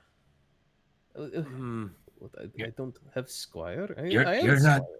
you're not going anywhere. It's just 5 minute adventure up the road. You'll be back. No, in no, 2 no, minutes. no. Okay, I'm putting my foot down. Mikhail, you have responsibilities here in the camp. I do. We have obligations to meet with the men that may or may not be dead. I mean, don't you have an obligation to your brother to tell him the truth also? We can handle that as The soon as truth? Uncle Lev has handled the information as well. Yes. What is this truth? Ah, okay. Do we have to explain this again? I mean, it's really Grandfather! simple. It's just It's basically it's your comes- choice. No, just it basically just comes down to doing right by the kingdom here. And as far as I've seen, you've always done right by the kingdom. So Well, you're of course. already on the right road here, Mikhail. Whether Okay. you know it or not. Okay. Great. You should always Yeah, want to well- help people. Yes. Well, that is that is a good thing to do, by and large. Like you know those people ran into the woods, right? Uh, uh, Or not maybe not people per se, but those things we ran into the woods. oh, yes. Yeah, you know they were pretty scared at first. You wanted to kill them, right? Well, I thought they were going to kill me. Yeah, you know that's a tricky thing. Sometimes when you think people are going to kill you, they're not. They're just already thinking what you're going to do, so they're reacting to something that hasn't happened yet. I feel I'm like confused. this whole war is all this is. You know, people reacting to things that haven't happened yet, and you know, then you got to react to the reaction. You know, just Ryland, what are you saying? I am very confused. But look, all I want to know, want you to know is, I'm so happy to see you. I'm glad that you are doing well. And Kat, please don't go anywhere without telling me. Okay, I didn't even know you were here until I heard your voice, and then the soldiers wouldn't let me come out, and I don't know why. But it's Calm, Mikhail, calm. Come here. Right. And she's going to wrap him up in a hug. Okay. I feel so much better now. Just keep yourself safe. I will explain everything soon. Everything may be a lie. It's okay. We'll figure this out together, okay? When I get back. okay, Kat. We're going to come back later. Okay. I don't know. I don't understand everything that you're saying, but I trust you. Just don't go running off without telling me. I can do. I'm going to go visit my men. And, Ryland, stop. Oh, also, take stop it. And take this. And she's going to hand him her, like, the massive Bahir horn. And just, like, plop it in his arms. Like, that is for you. Where were you Make holding a that? drinking horn out of it. I need to go, Mikhail. Okay, but goodbye. Where were you even carrying that? I didn't even see that until you just pulled it out. He'll take it from you and just stare after you, I suppose, as you guys leave the tent. I will send you letters. Good. I will send. I would send you some, but I don't know where they should go. It's okay. Just send them to the Ursa Legion. I love you. Goodbye. Okay, bye bye. If you hear my voice in your head, it's fine. Everything's okay. We'll talk about it later. Okay, do svidanya. Nice meeting you, Mikhail. All right. You guys leave behind the camp with the nice warm fire and the comfy bedrolls, and decide to keep on going. Oh, were we supposed to rest there? Do we have to I mean, leave Seven. again? You have to like wake Seven up. He was already like falling asleep. No, we're just going up the hill to see Nat. Well, I mean, I did Yeah. I did touch you to see if you were alive. You just didn't see it. I feel like if we're rescuing, that I should bring. Right, like we're not going More on than like a going in. 7-hour walk up a mountain, are we? No, you're basically just crossing the no man's land between these two armies Okay. to go to the other side. It's probably not even 20 minutes of walking to get up to where the Ursa Legion is. And let me think. Fuck. What's it? Banania. Nas! Yoo-hoo! Nas! Did you just say banana? Yes, that is the code word. Banana. I thought it Watermelon? was watermelon. Aren't you No, supposed no. to use Aren't you supposed to Watermelon use is what? Go ahead. I was gonna say, are you supposed to use code words in a sentence? That way they aren't easily discernible? Oh yes. Yeah, that's what I like watermelon. She says very loudly. What? I thought you said it was banana. I thought you liked banana. What did I say? Watermelon. Let's get Lev out of here. Lev is gone. You guys make your way up the hill. There's kind of a bare slope here that's fairly steep. It marks the only real way in and out of this almost like there's almost like not a cliff, but like a ledge, like a couple of ledges that are set up here higher in the hills, where you can see the Ursa Legion is dug in, and they you kind of have to go back and forth do a little bit of like switchbacking, zigzagging up the hill, but eventually you reach the perimeter of their camp. You can see that it is well defended and well watched, with numerous guards posted all along, and well before you even get in proper hailing distance, you can hear the sounds of the watchmen, the perimeter guards, kind of calling out and raising the alarm of your approach. However, as you draw a little nearer, and you can say the safe word, you are greeted as you hear a voice calling out. She said banana. Or was it watermelon? She said both. It should be safe.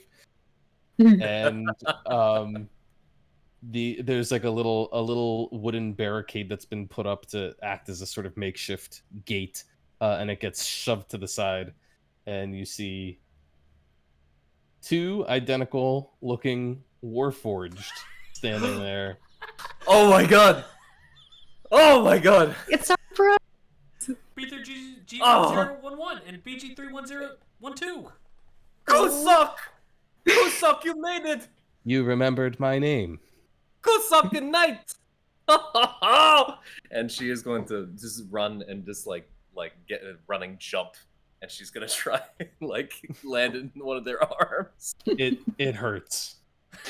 I don't even care. Oisashiburi des. How did you find the Ursa? We asked everyone that we met. we admittedly we are not very hard to find. It's pretty resourceful of you. Oh, I am so glad to see you too. How has everything been? I am glad you are not dead. As am I. That's good. That's good. How are you and your friend working out? We are working out well. Good. Working good. out. Working out. You can see them like conferring between the two of them. You see those little micro gestures that are how they communicate with each other quickly and silently. And oh yes, working out. We're working out great. Good. I was worried about that for a little bit, but I knew you would find us eventually. Have they been treating you well? Have they been have feed it? No, you don't eat, do you? We have been well supplied with oil. Good. That is good. How they put you on the watch? Okay, then that's good. Watchman. Yes, we are exceptionally useful as members of the perimeter guard, as we have a sentry mode and do not require sleep to remain attentive. God, I love Nas. She's so useful with oh. How is Nas? Is she alive? Is she dead? Naz is well. Good. Can you really be well in this situation? Well, more micro gestures between them. She is alive. Okay. Oh, that is fine. She has survived worse. I've survived worse. We've all survived worse. I think that we are well past all of that. But yes, maybe we should move on. You should not stand here at the perimeter. Please enter into the camp. Thank you, Kusok, and thank you, Knight. I'm glad to see so many new recruits. Oh, it has been so long since I've been home.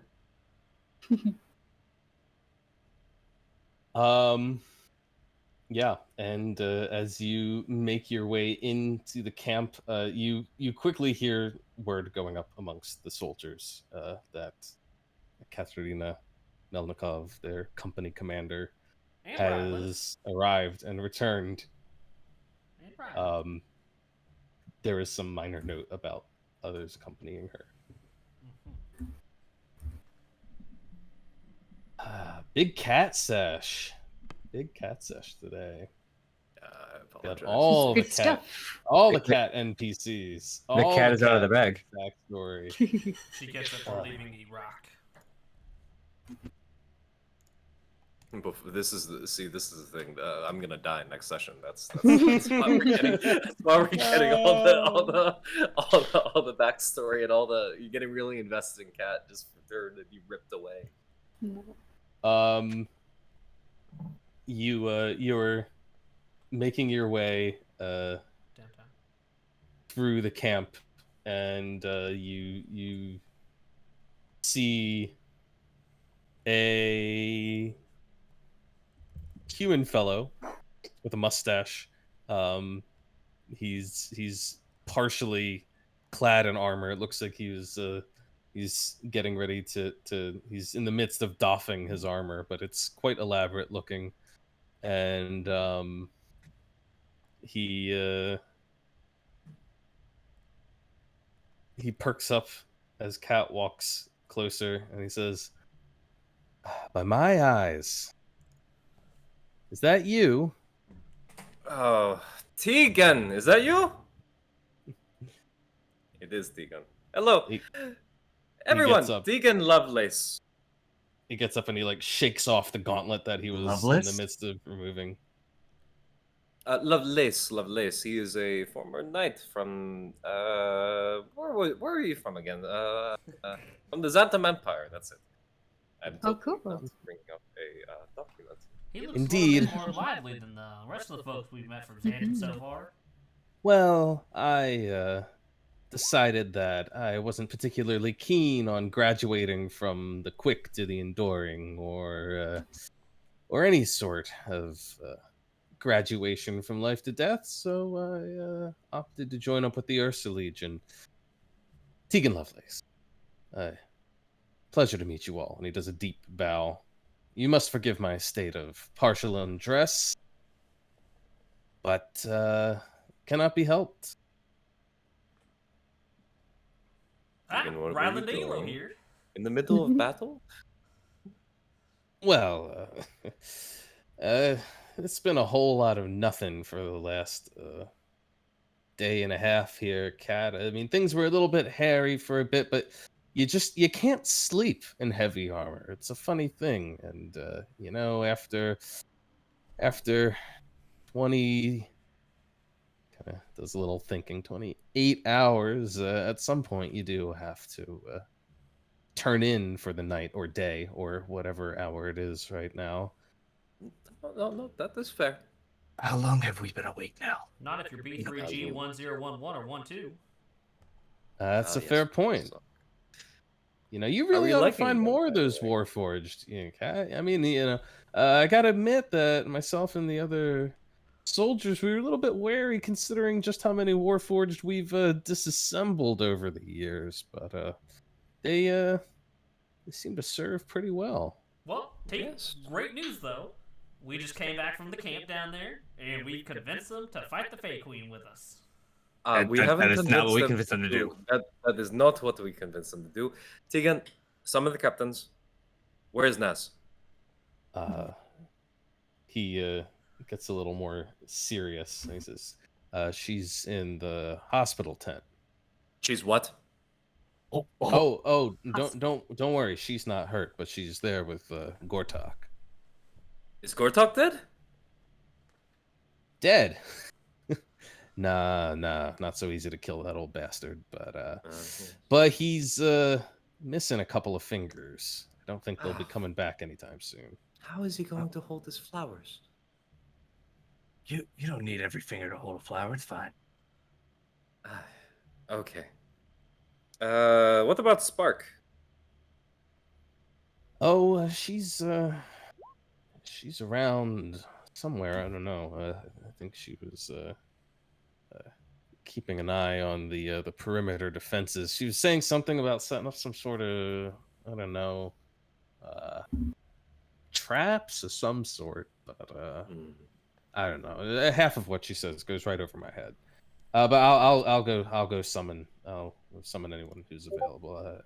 I don't think Gortok's in a mood to talk much, but I'll be back. Don't worry. Okay. Take care, Tegan. I'll see you soon. He's still like ripping off chunks of his armor as he goes and just kind of discarding them on the ground. And a couple minutes later, he comes back properly undressed, and you see that in tow he has Naz. Oh my god. Just a little bit behind her, you actually see Naz and Tegan both get shoved out of the way as a hulking figure with one hand wrapped in bandages, still sort of trailing blood after him, comes charging between the other two. Rushes forward. Oh, Gortok, nope! Lady Cat, it's good hello, to see Gortok. you. He says as he wraps you up in a bloody hug. Oh, hello, Gortok. It is good to see you too. I'm glad you are not dead.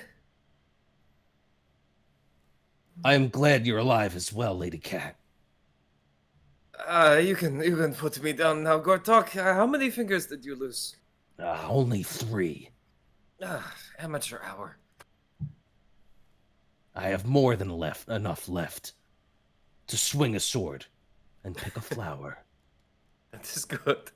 I am good. I am glad to hear that. Everyone, this is Gortok Hideheart. Gortok, these are my friends and companions. Hi, Seven, Ryland. Ryland. Oh yes, please introduce yourselves. I'm going to hug the shit out of Naz, and she is going to tackle Naz as you guys do introductions. In an uncharacteristic display of emotion, Naz says, It's good to see you, Cat. It's good to see you too, Naz. That's not the tear I see, is it? No, I've been sweating. Oh, okay. I'm glad you're okay. I'm sorry, that came out more emotional than I meant. It was unbecoming of me. That's That's okay. perfectly. Naz, you come over here too. "Hi, everyone." It's good to see all of you too. It's really good to see you, Neschan. We've been through so much. I think that we all really need to see you, especially Kat. I think Ryland's more excited to see her right now. Yeah, We've done so much talking over the last couple weeks, and it's not right of what I'm gonna hug. Come on, Ness. You don't have to hug him if you don't want to. Gortok comes up to Seven. So you're the Seven I've heard so much about. Oh no. Naz had a lot to say about you and Kat. What? Everybody's got a lot to say. So what? Ha! I like you. And he reaches out and he like puts his hand on your head, pats it a couple times, blood dripping down your biohazard suit. Oh shit.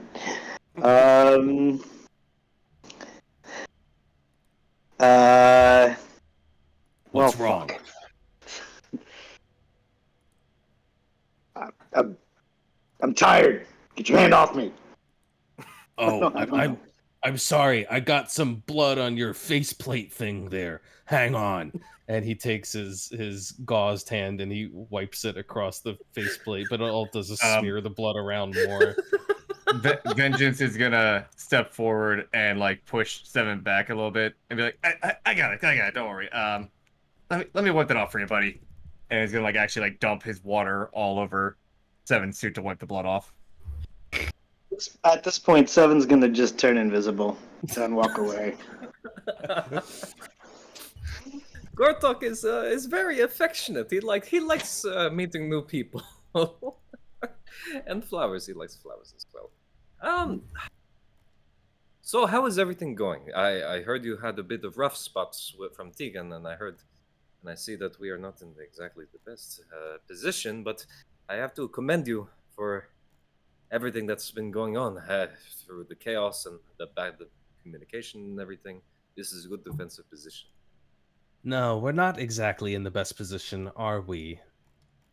And you can kind of see Naz shoot an annoyed look over her shoulder and say, it was the best we could do under the circumstances. We weren't expecting them to meet us at full force. They were already informed about our arrival long before we came. I don't know if our scouts missed theirs or if they were aware of us by some other means, but they were ready to receive us in battle and drove us off quickly. Interesting. The only people that would know that you would even be coming would be myself and she looks back at Ryland. Ryland, you don't have that badge still on you, do you? No, we threw that away at the Titan Skull before we skedaddled on down here. Right. Oh wait, which badge are you talking about? The fake one badge or the Dwarven Worker badge? We have a few badges. You don't think that they could be listening through the... Questions for later. I saw a squirrel spying on me. If I had to guess, probably Agatha and the other two cronies we took out with her probably saw you guys first. Gortok. You know, that is a good point, Gortok. It was watching me piss. The squirrels do that, Gortok. Okay. Well, we took care of some of their more competent scouts, and now the army down in Limadnum is in disarray since we'll also be bringing more comrades with us as well.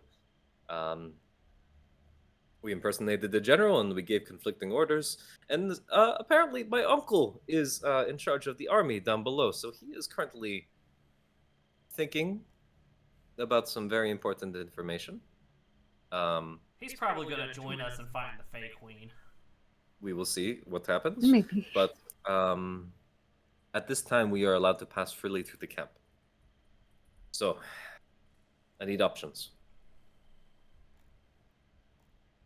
What have you come up with so far? Tegan kind of steps up and you can tell that he's tired. He says, well, We've taken our cavalry around the perimeter as best they can do in these hills. It's not easy for them, but it seems that our options for retreating back that way, and he points up the hill, are limited. We could do it, but we'd be leaving ourselves fairly exposed to any downhill of us. And to make matters worse, it's a slow haul. I'm not sure how easily we'd be able to bring all of our supplies with us. And once we get south, where are we? Oh, I don't know. Somewhere in the middle of nowhere at the northern border of the Xantam Empire. No cities, no towns, no way to resupply. So it won't be pretty if we head back where we came. And foraging will only do too much. There's little to harvest in these woods. It has gotten too cold, and much is frozen. That's a good point. You guys should head north with us. That is also something we were going to bring up. You want us to go through that army? Well, we're just going to walk you through. Because we talked to Uncle Lev, and he's cool with it now. He's on team take down the Fake Queen and rid this realm of oppressive people. Yeah, Yes, go ahead. we just, you know, he gave us permission to come back through. As long as you guys don't attack, it should be fine. But then we gotta, like, you know, kind of skirt around the town a little bit because we didn't really make a deal with them. It's about the deal right now. That is not necessarily the deal that we made with Lev. Lev said that he would be contemplating what to do with the troops. So, there is still an objective that we need to meet in the far north. How many days' supplies do we have? Well, assuming we're able to keep all of our equipment, we do have a small baggage train together. If we can take that with us and continue north, we should be able to march for, I don't know, a fortnight or so. Fortnight. On Kat's estimation, would you know how long it would take for us? We're going to the far north. We're going up to the Worrells, right? Indeed. The Worrells. The Worrells. I don't know if we should take the whole Ursa Legion with us. I think that would be a bad call. Why don't we just take the captains and drop off the rest of them with the mini, bolster their forces. Yeah. Okay. But we still need to see what Lev does as well. Like, we need to see what his decision has come to. Katarina, I just got a feeling. It's real warm in my belly. Lev's kind of a softy. Loves seeing the truth. Lev just saw his father, who has been dead. You know what? We're all back together. Resting and recouping. Do we have many injured? As we do have a full hospital tent at the moment. How much does that tent hold? Like 4, 5, 6? We have about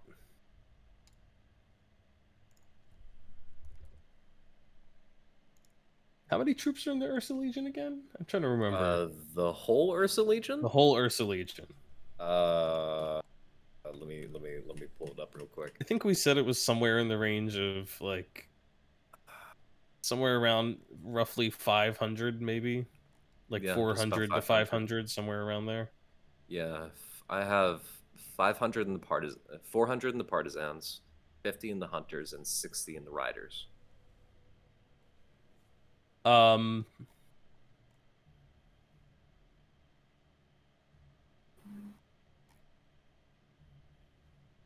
Yeah, so there's probably Nasu says we have about 50 injured who are recouping, and we lost 11 in the retreat, mostly from the partisans. Gortok led a rear guard to stave off the Fey Queen's forces as we retreated back into the hills.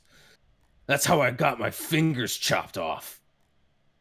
No, that was a very good move, Gortok, and good job with that. Hold on.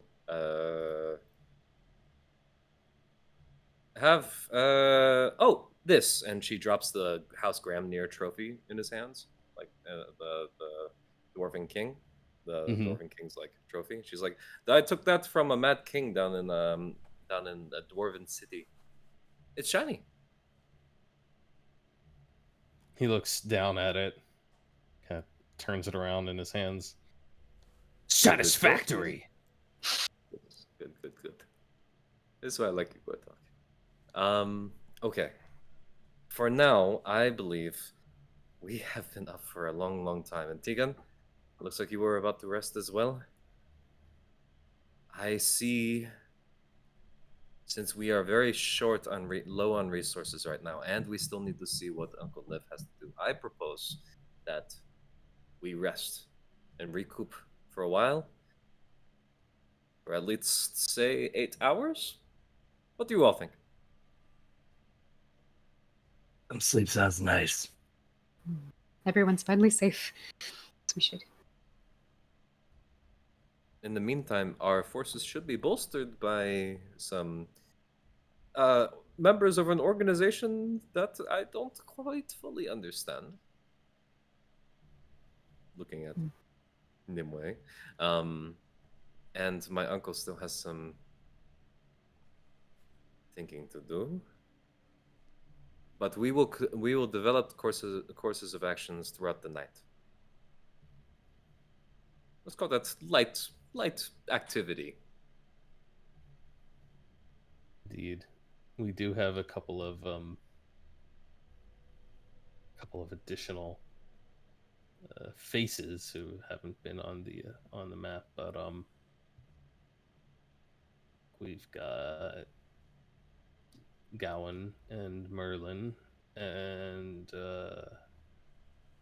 how many others? I think we've got two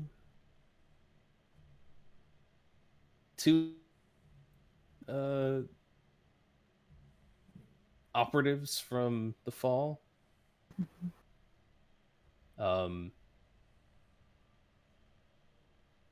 Alongside Gawain and Merlin, Nimue, you would see that there is a half orc and an elf.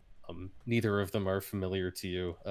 Gawain says they're new recruits that I picked up recently. I'm so happy to see you, Gawain. It's been so long. It's been far too long, Nimue. I am glad we were able to assist in this matter. It was fortunate that we were stationed not far. I was conducting exercises with the new recruits when we received word from Merlin. I was so surprised to see you so far up north. I was expecting Lefay to be here. But I'm glad to have our tactical expert. We may need your expertise, I'm not sure. But I'm definitely willing to lend you as much support as we can, Jen. He nods. He says, we were attempting an operation down in the city to slow the progress of the army by destroying the bridge. Good. It was very fortunate that you showed up when you did, however. I don't think we would have made it very far without your and your friend's intervention. So he does a little bow. Says, once again, I find myself indebted to you. I heard it was really close. That they were able to save you all. That I about lost you. So I'm glad that you're here today. And since you found some new recruits, I'm always trying to expand our reach, and we don't have a hold up here in the north. And we should talk about Indeed, we'll discuss. that. And as always, anything that you need, the Fall's at your service.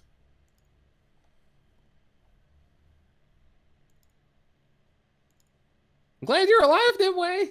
And you too, Vengeance! And you too, Cat! And you too, Ryland! And, well, I'm not sure where Seven went, but I'm glad he's alive as well! There's a wet puddle sulking in the corners. Good to see you again, too, Merlin.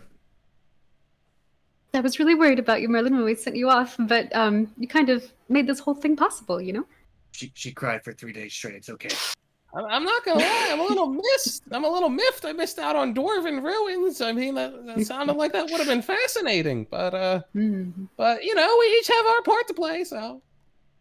Hey, a good thing you were not there. There was a man, and he was throwing us around with gravity. It was a whole thing. He apparently killed my grandfather. It was a whole whatever, He almost killed you, so he was going right down that family tree. Oh yeah, that did happen.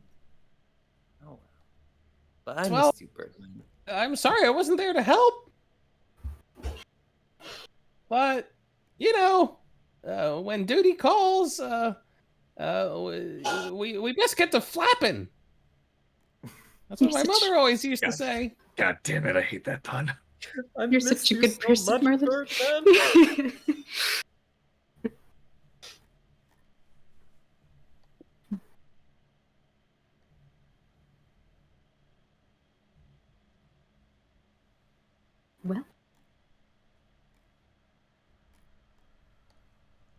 Well, guess we should all get to rest.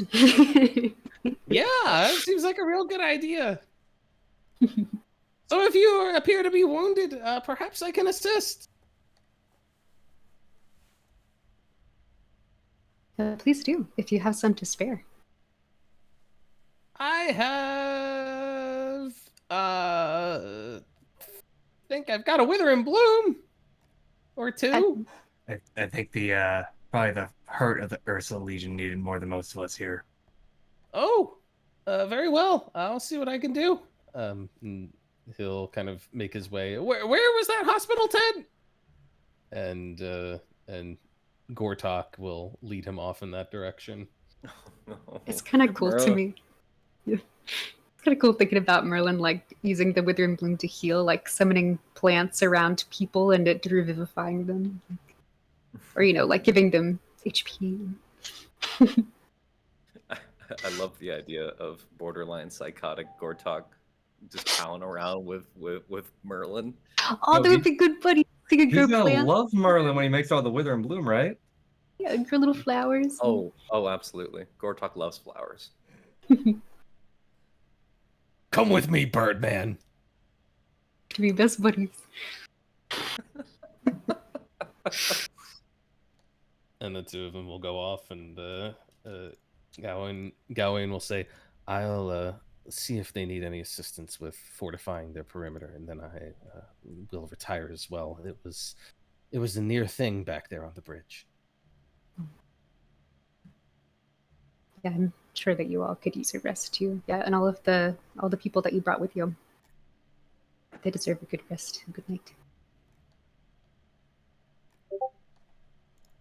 Okay. And one by one, they all kind of make their way off to attend to their duties or get some much-needed sleep. You can tell that the atmosphere around the camp was quite tense when you came in, but as word starts to spread that you've returned, Cat, and that there appears to be at least some sort of ceasefire in place, even though it's not quite official. That it does relax tensions a little bit, as your members of the Ursa Legion realize they have a moment to lick their wounds and kind of recover a little bit. And recover is exactly what each of you can do as you get a long rest in. 8 Nice. hours. Recover your spell slots, recover your hit points, recover your everything. That was a satisfying button to hit. Yeah. And Kat, while we're resting, light activity. She's just gonna like walk around and make sure she gets FaceTime with almost all like she's gonna walk around with like trying to make the rounds of at least all the camp, just so they can at least see her face, and she'll introduce like the people she knows by name and like ask them how they're doing and check the sick tent and all that stuff. Yeah, and Kat, what you'll see is that while there are many familiar faces, there's a few that you don't recognize. People who have apparently been recruited since you last joined or last were with the Ursa Legion, and other faces are missing as some folks have either perished in the line of duty here in Lymadnum, or else serving on the front lines in Xantum, or they've just decided to part ways with the Legion. They've made their coin and they're ready to depart. And it's nothing that you're not accustomed to. It's the nature of a mercenary lifestyle to constantly see people coming and going. But still, there's that recognition that there's some people missing.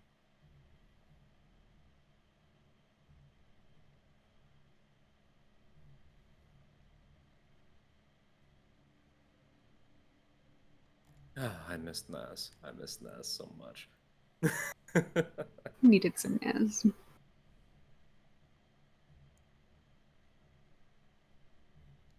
You have to meet this one dwarven lady I met, Naz. I think you'd really like her. Her name is Haspa Hilda. Oh, that might not go great. I mean, dwarves, orcs. Yes, but you both have winning personalities.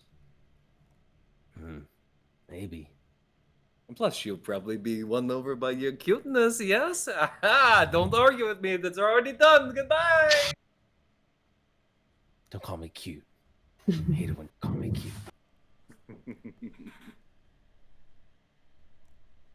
Vengeance is going to try to find where Seven went off to skulk.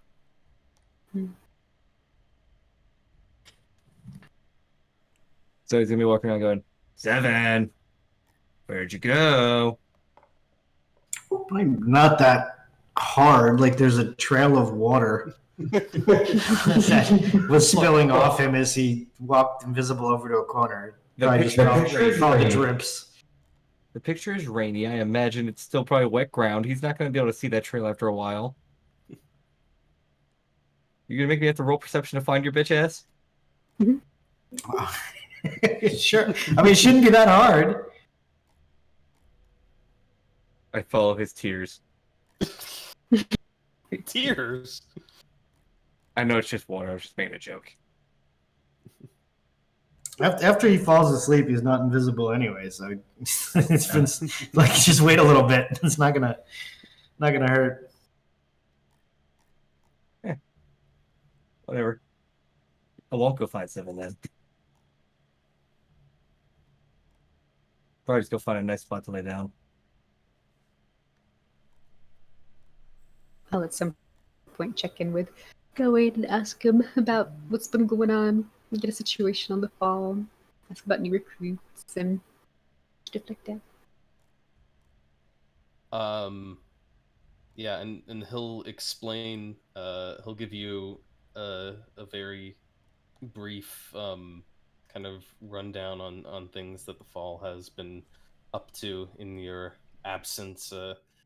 He explains that he's here. Like I said, he was kind of breaking in some new recruits that he had found on the mainland. But then he he notes that the there's been whispers on the wind, and LaFay's been busy. There's been some turmoil in the Empire of the Isles, and he notes that it's not anything that your organization has been up to. It's been someone else, but they haven't been able to track down who precisely is responsible yet. And Do you know? sorry, go ahead. Do you know what kind of things have been happening? Like what kind of turmoil? He shrugs and he says, "There's been whispers of some issues amongst the islands to the east, near the mouth of the Gulf of Mist, and there's been sightings of ships from the Sacred Kingdom. You know, those snake folk have always been, well, it's always been uneasy, the peace between them and the empires, but recently there's been reports of raiding on Empire's ships, although no one quite seems to know who's responsible, and other unsettling rumors as well. But he shakes his head and he says, it seems like perhaps it's best left for another time. There's enough going on here, but perhaps it would not be inappropriate for you to take a more direct hand, Nimue, in the proceedings back home. Yeah, as soon as I can, I'll try and make my way back so that we can figure out what exactly is happening, especially if they could threaten the Empire. We're kind of their secret front lines.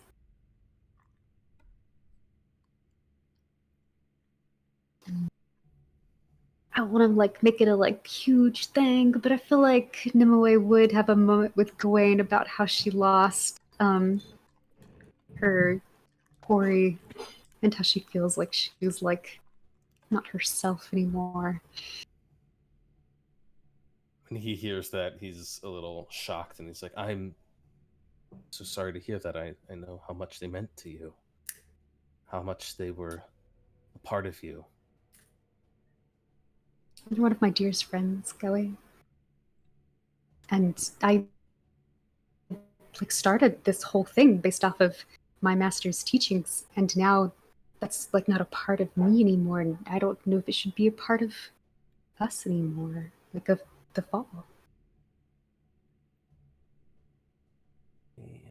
I'll have to think. It's not easy reflecting on your old master. I know there's been difficulties there, but I think you'll find your way, Nimue, one way or the other. And if that way leads you back to the Empire of the Isles and the Gulf of Mists, then, well, it would make me happy, but you follow whatever path is laid before you. Thank you, Gawain. Making me happy to come home too, actually. Maybe that's exactly what I need one day to try and figure it all out. Cool. Thank you for being a good friend and helping us in our time of need and being here. Of course, I mean, it's a duty as much as it is a desire to help a friend, and I would never turn down either. Go see your mother. Go see Mom. But Great Wayne's my right hand. It's my boy. And you catch up with Gawain. Anything else that anyone's up to over the course of your rest? Actually, I'm gonna ask Rylan something. We're just gonna walk over to Rylan and ask so how does that whole sending messages thing in your head work? Well, think about the person I want to talk to. Do Do a you have little, to?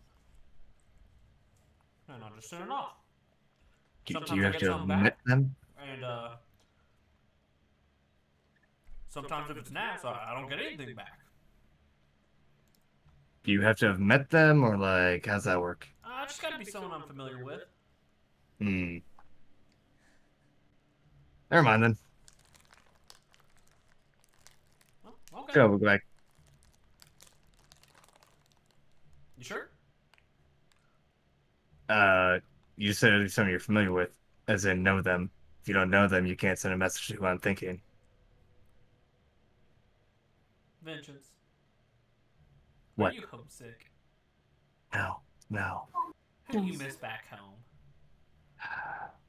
Rylan, I was gonna see if I could get maybe some more help because I feel like we're gonna need it later on. Who'd you want to call for help? Hope.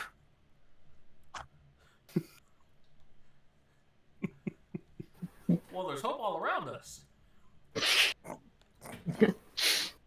You're gonna say that shit. No, my father. What's his name? Hope. As in, I hope you know what your father's name is. What is it? No, no, no. Like, his name is Hope. Hope y'all got someone else to pick out names after this. All due respect. Let's even make it fun of your name. Pretty normal name.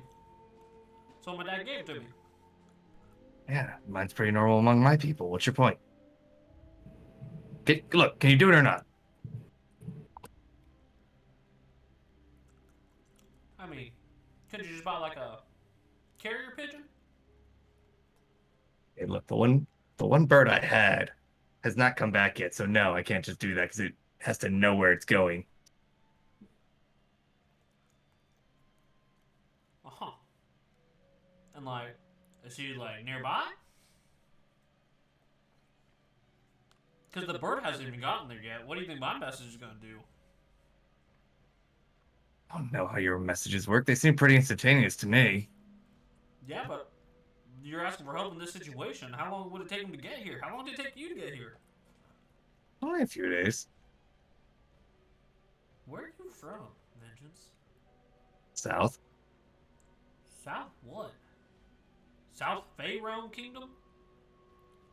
I don't remember the name of the. I legit don't remember the name of the island. The big continent where the little place I made is.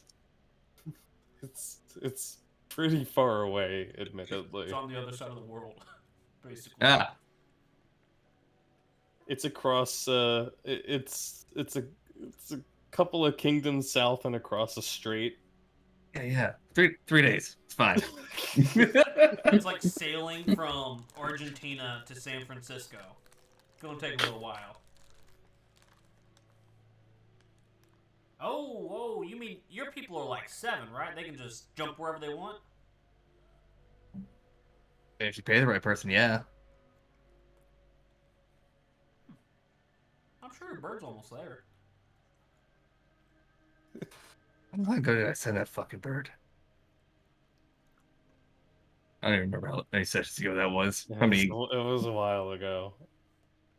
I think it was before you got to Old Goose and met up with the many. I think you were on your way up there and you sent that message. Which means that in game time, it's I think been a couple of weeks or so. I mean, the bird could have gotten there.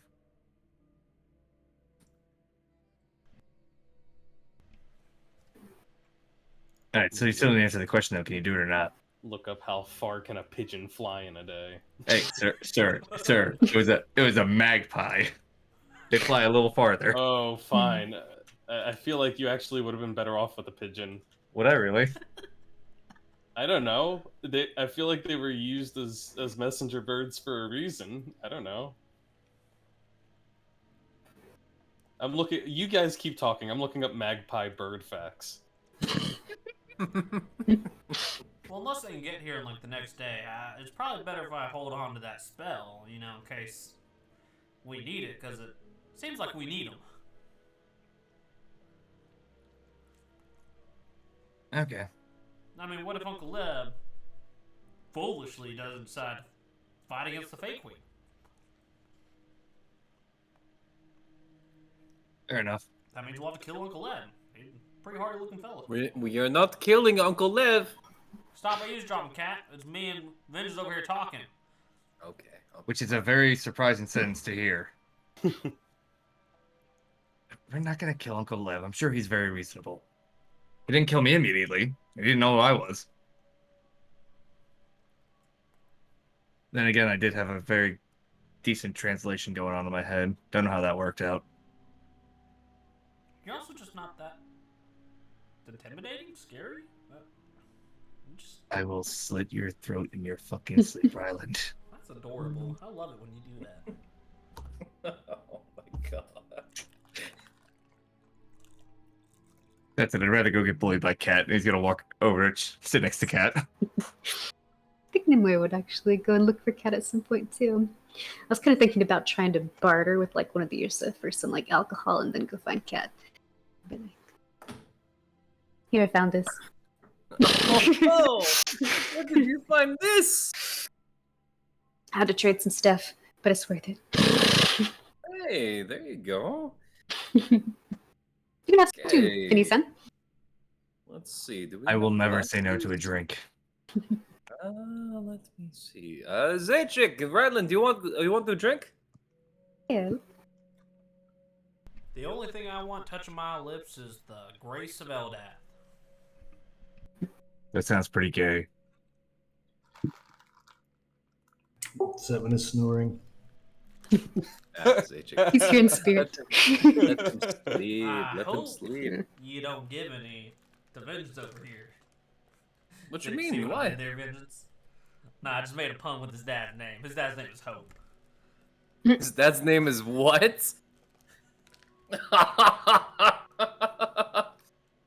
I'm sorry. Me I'm sorry. about hope. I should have connected the dots. It's okay, Vengeance. You're definitely getting that drink now. Out of sympathy, at least. Oh, absolutely. Let me pour the glasses. His name is Hope. Out of curiosity, what was your mother's name? Or do you reproduce asexually? I'm not actually sure how tieflings work. Couldn't your mother have been a human? No. No. Okay, look, it doesn't really matter what my mother is. They'll come out some way like this, is how I understand it. But I actually never met my mother. Oh, I could have made such a bad joke there. Sounds like we all have parent issues. Oh, actually, no. I'm gonna tell it anyway.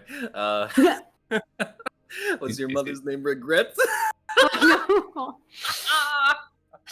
Here's a drink. Have fun. You know, you could have gone with her name was like abandonment or something like that. Would have been a little better. Oh, that would have been sad. Fitch is just gonna look at her, like not say anything, just go. Now you are getting into the spirit of the Ursa. Glad we can all chill here for a second, gang. Ah, As far as I gracious. see it, we still have a whole bottle to kill. Mhm. That is true. Who wants to share a story of a better time away from this?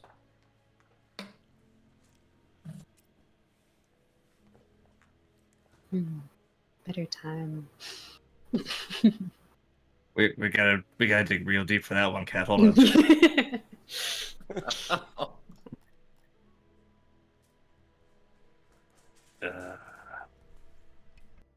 I don't have any happy memories. I will start with a short. I will start with a short one. Okay. Digging deep I'll tell into you that how I- backstory. When did something positive happen to me? Yeah. I will tell you a very short story. It's about how I met Gortok. You Ooh. might notice that he's a little different than the other mercenaries around. I found him picking flowers in the middle of a battlefield. he'd been raiding and pillaging for years and everything. So as soon as I came upon him, he looked at me and he had a flower in hand. He's like, "Are you the one to finally kill me?" And I was like, "No, I was just here to look at the flowers." And he said, "Maybe I can find a worthy death with you." And he's been with me ever since. Gortok sounds like he's kind of sweet in there, past all of his deaths. Oh, What is he's a teddy bear. What is his favorite flower? Oh, that's a question. That's a good question. Do I even know that? I think sunflowers. I'm going to say sunflower. They're huge, like me. Yeah. They're one of the biggest flowers. Does Gortok want to drink with us as well? If he's yelling. Oh, come. Story. Yeah, come and sit down, Gortok. I'll sit with you, but I cannot drink. I am grieving the loss of my men. I hear alcohol is a great tool for that. She pours out 11 shots, or like for 11 seconds. That's just like half the bottle, Cat. What are you doing? I have another one somewhere, I'm sure. Yes. I have one It at is personal not. stash. It is not in the Goliath tradition to drink in memory of those who have fallen. Instead, we are to abstain and sing. Oh, Oh, Gortok, you sing. I do. Do As go does on. every true-blooded Goliath. Oh, would you like to sing for us? oh I would no. love to sing for you. I wish I had an instrument. Indeed, I wish I had one of the instruments of my people. What kind of beat do you need, Gortok? I'll tap it on this log next to me. Yeah. No, you don't understand.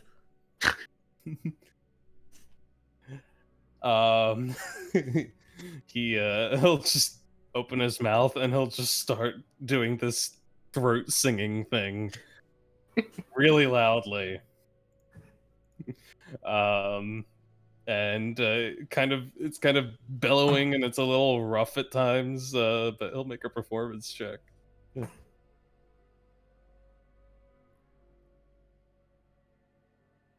Oh, I think he should have a decent performance. He's, Oh, look at that. it's throaty and it's a little uncharacteristic of what you're used to, but it's actually kind of moving. You can feel that there's a certain like lament in there that somehow reaches down into your heart a little bit. You feel like you can sense something of his pain. And when he's all finished, he said, If only I was able to acquire one of the instruments that my people fashion in the lands far to the south of here. Yes, they are great instruments which channel the magic of this world, turning song into, well, other things. Anything you can imagine, really. Vengeance is gonna raise his glass to your people, Gortok. He's gonna drink it. To the Goliaths, wherever they roam. Nimue wipes away a tear from the song and says, What was it that you played? Like, what do they play down there? A very special kind of instrument that's hard to pronounce in the common tongue. I see. But you can think of it similar to a sort of long horn. I It want to keep makes that in my brain. a deep buzzing sound. It's created out of a log. I love Gortok. Oh. I think the best translation of it would be, what is it? Oh, yes. Didgeridoo. Ah, If beautiful ever we, instrument indeed. yeah. If ever we come across one in our travels, I'll definitely have to catch you and send it through my message system. We'll get it up to the north or wherever you are. Let's do it. If you could find one infused with the power of the Goliaths, then I would be most grateful to you. How hard is that to find, actually? That sounds I'm a little sure more... very. But if we happen across in our trip. There are a few of them outside of Wallow, but should you come across one, like I said, I would be very grateful. Well, could you imagine if we did find one, we'd carve like flowers into it and Oh, great. oh, big brain.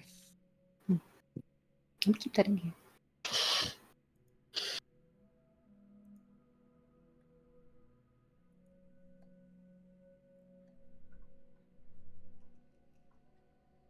Nimue, do you have any stories for us? Yes, stories.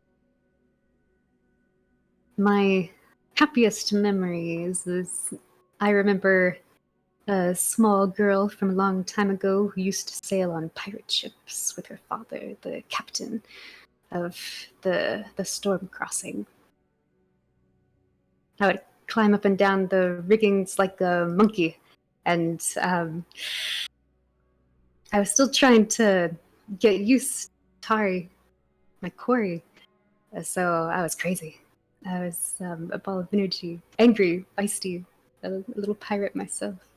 The crew taught me all sorts of terrible things, and we had a lot of fun singing and dancing and pillaging ourselves. We'd watch the dragons from the bows of the ship, the sea serpents jumping out of the ocean in summertime. They would make the most beautiful things to eat from them. You have mentioned the dragons before. Mm-hmm. Besides the one we found in the River Kingdoms, I have never seen one like the ones you describe.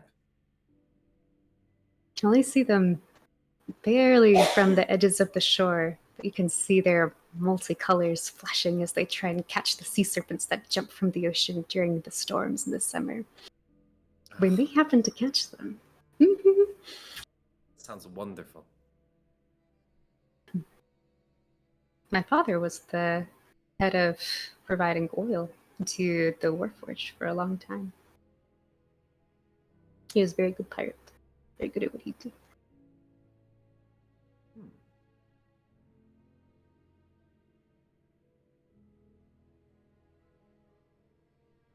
So, how does one go from little pirate girl to leading a band of freedom fighters?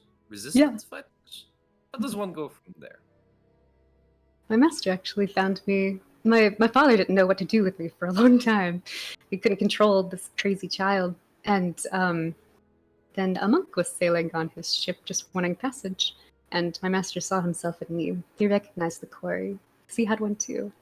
So he decided to take me in. And poor father was already pushed to the limits, trying to take care of a crazy child who wasn't normal, wasn't human. So then I grew up in the monastery from there. Yeah. I think I kept a little bit of my pirateness, making the freedom fighters, the rebels.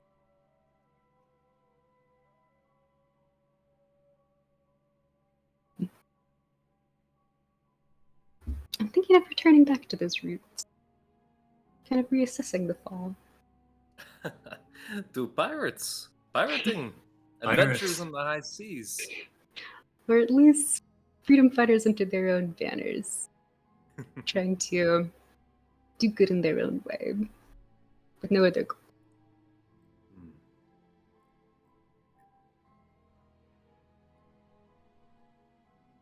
Looking to Ryland,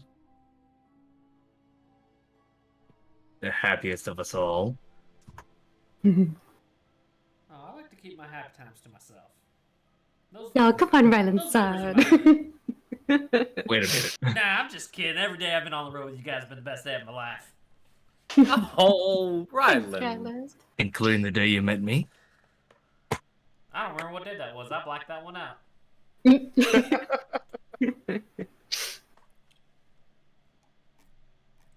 Surely there's got to be one that stands out to you, Ryland.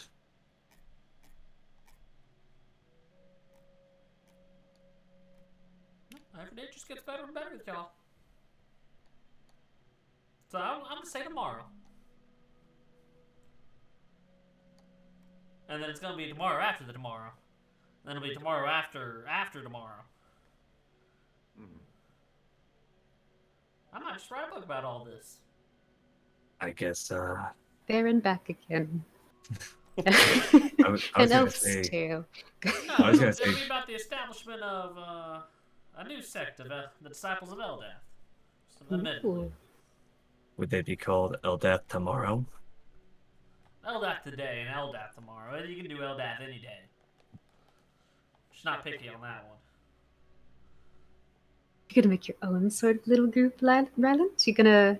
What do you think you'd be the head of your own monastery? Well, I'm sure one day the Nilo Monastery will come to me.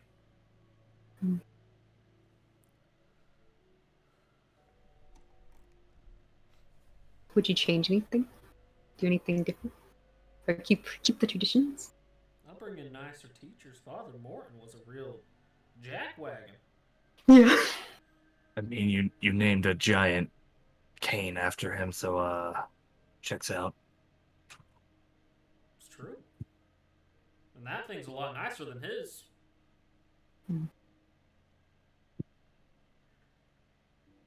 Talk about beatings dealt out by Sobel. Like lock him and Morton up in a room together. Be a slap fight for the ages. If I don't hang Sobel's corpse from the highest tower I can find. Sorry, I mean- that's got a little intense. I'm going to keep drinking. I mean, We need Cat, to kill Sobel. maybe once you kill Sobel, you'll get that ninth life back.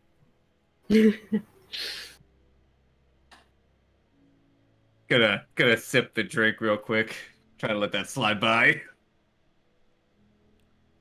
Wait, what? What did you say? You made a joke about your name, Cat. Even Gortok got that. Come on. I didn't hear. It must have been messed up in translation. Honestly, half the things you say is just garbled nonsense to me. But whatever, you know, it's just... Cat, I think that's from all the brain damage. Yes, I've had quite a few knocks to the head. Nasir can attest to that for sure. Yeah.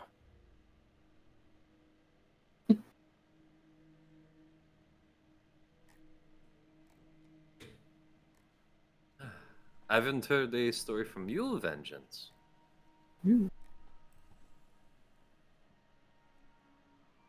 Vengeance is gonna sit there for a second thinking.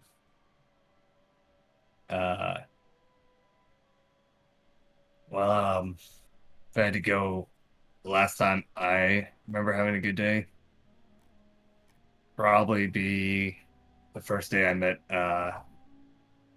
my now deceased girlfriend, Grace. Continue. Her name makes a little more sense, Rylan. Don't you worry, we'll get to that later. Was she a priestess? Actually, yes. Nice guess. Anyway, so it was probably like 10 years ago now, but it was just a normal day of training with Hope, and for some reason gave me the day off, and I went to do something I've never done before and just sit by the river and do nothing and try to fish, which I'm very horrible at fishing, by the way. And she actually came crossing the river, of course, because she'd been gone for who knows how long at that point. And honestly, I didn't care about fishing after that day.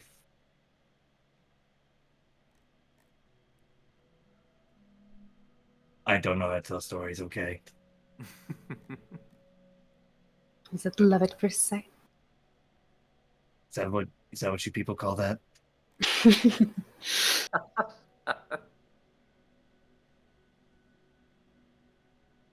He's gonna sit there for a second, and then drink what he has and be like, and that's the day I stopped believing in gods.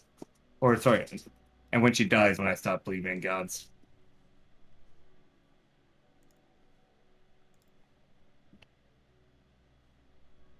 I mean, it makes sense, right? Like, why would they allow that to happen? Sort of thing. Seem pretty fucking useless to me. From what I've seen from Eldath, she's a good alternative. That's a good point. Naz can attest too, and we all saw the little drip from Eldath. We found the hidden tunnel.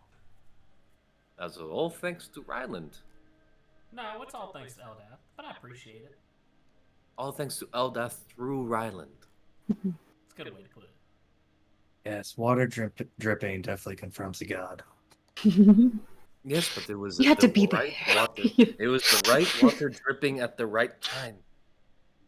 It was crazy. It was very crazy. It was actually impressive. Life ain't worth living without some trials in it. Vengeance.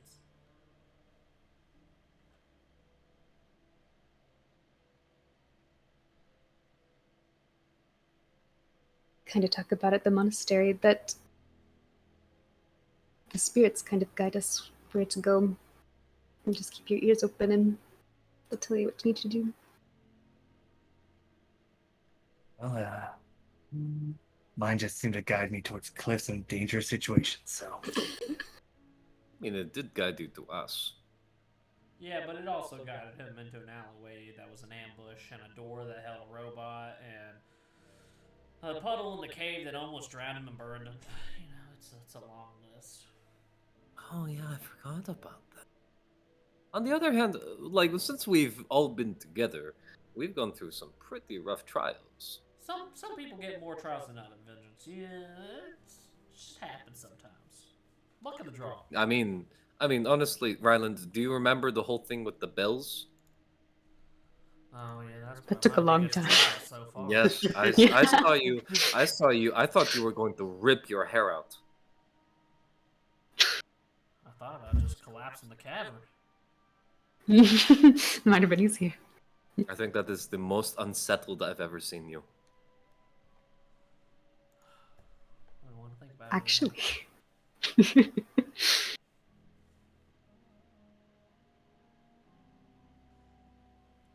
How many more bottles do we have, Cat? Let me look. Hold on. Naz, do we have any more? Naz, call out to Naz. You guys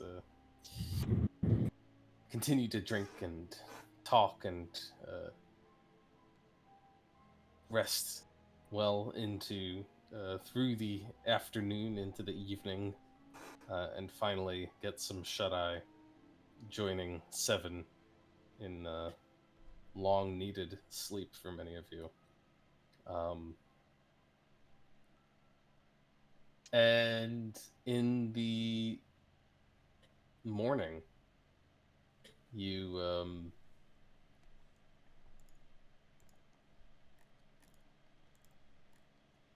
you can see that things are a little different in the city of Lymadnum and in the hills. The army is still camped out below you, but it seems that in the absence of a leader, in the absence of General Sobel, it looks like the Fey Queen's forces are in a true state of disarray down there. It looks like many of the tents are gone, as it seems that some contingents of troops have packed up and departed. You see a number of tents, probably still a good a good number of troops that remain stationed in the city, or in the camp outside, although it's only a fraction of what was there before. And on the horizon, from your elevated vantage, you can also see the rising dust that marks the approach of more soldiers. Although, looking out all the way across to the far side of the city, maybe tens of miles in the distance, it's impossible for you to say who it is. Oof. That doesn't necessarily bode well. Do you think General Sobel got a relief force or something like that?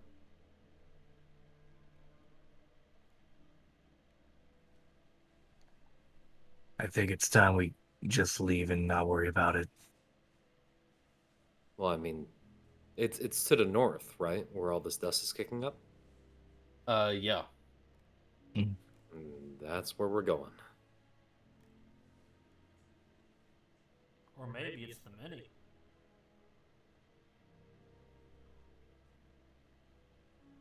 I mean, do you want to send a message to Alaska? No. Why not? I'm not a messenger bird. I mean, I'm just asking. I was just like, I mean, you were the only one who knows Alaska. I mean, it makes sense for you to ask, like, hey, are you coming? Is that you? You know, and a little bit, scouting and tell. No, okay. I don't need to ask. I got the faith. That's obviously the mini. Oh, yes, that's obviously. Riley, I have a question. Yeah, what is it, Seth? What would you do if someone told you?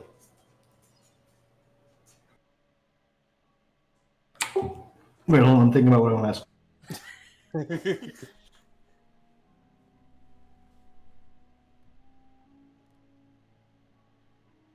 What would you do if someone told you that your god was dead? Well, that'd be crazy. Well, they'd be some silly billies. If they offered no proof, they just told you. Sometimes you don't need proof. You just gotta have faith.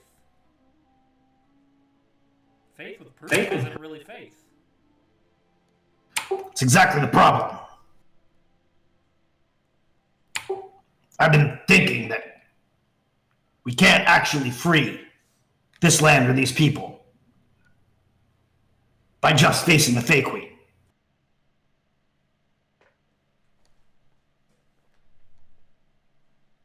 Well, what do you mean?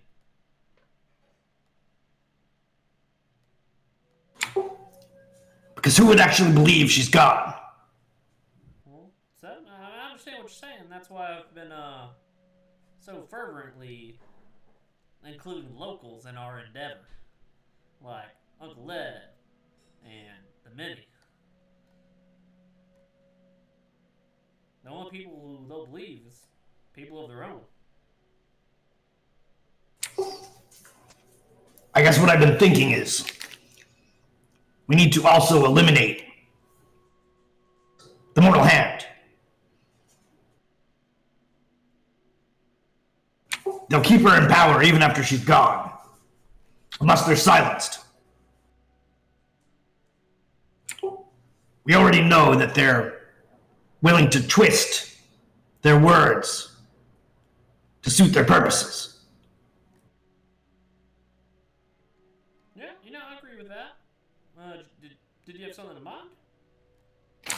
I did, as a matter of fact.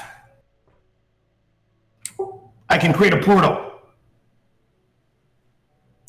right into the heart of their territory.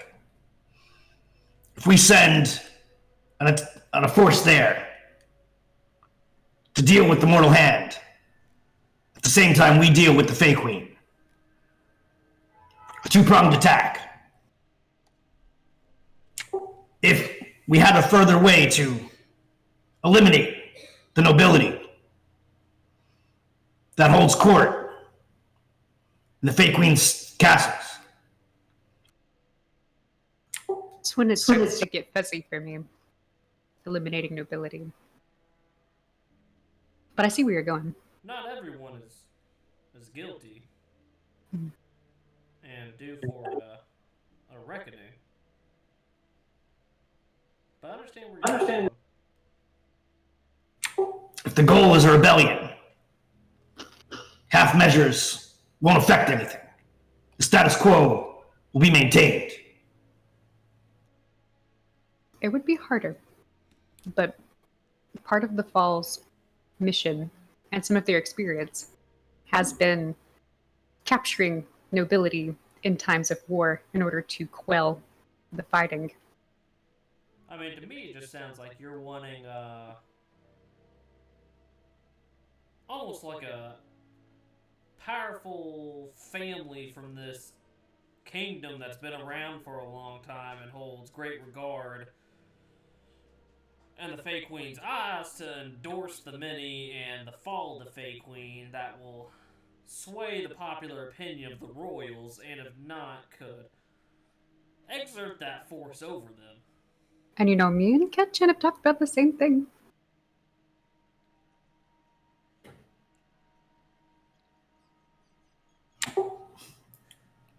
I wish I could claim I thought that all up, but no, I hadn't. It's a really good idea, though. My only point is that if we're going to start a fight, we should make sure we win. Well, we're gonna fucking win one way or the other, Seven.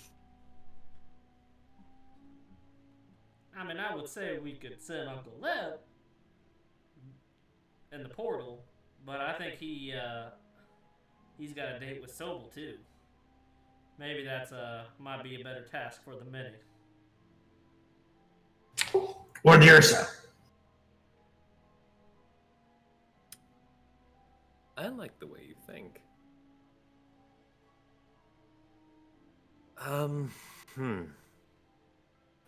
Because I know the hunters are specialized in eliminating certain magical threats, and the riders are exceptional fighters. The partisans are crafty and tricky, and under the leadership of Gortok, they will be able to crush their enemies as soon as they are encircled. And surprised that is their speciality. How many people can move through this portal?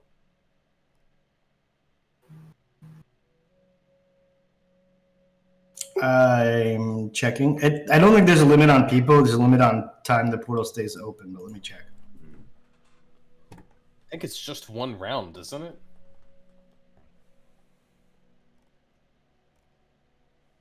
Of course, I know a lot of creatures can move on one round, so it's more of like packing them all together. This is the question. You make a 10-foot diameter circle that lasts for one round, but I could do it multiple times. And how long does it take to cast? 1 minute. Interesting. So it would be one round, send people, and then wait a minute, and then another round, send more people.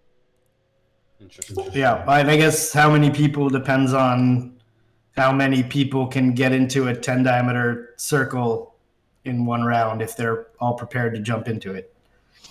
And I'm not prepared to do the math on that.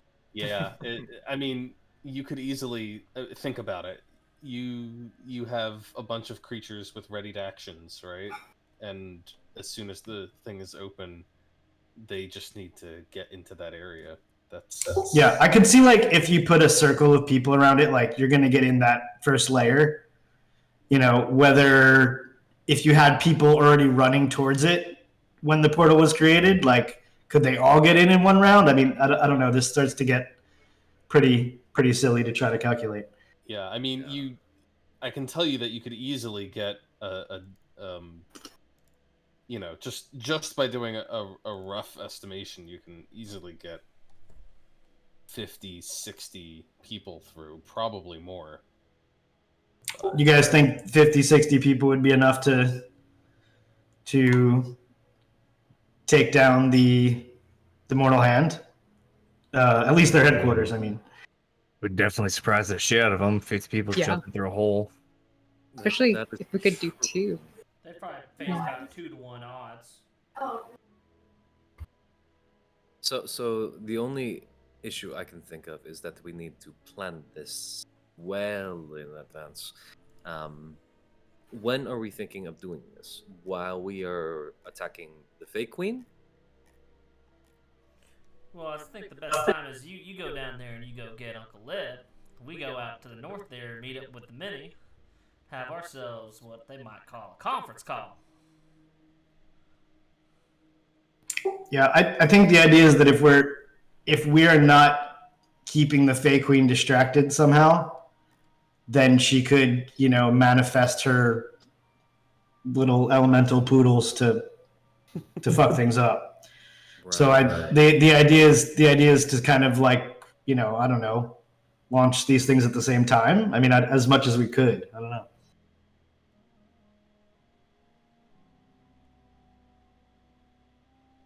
Okay. Sounds like a plan.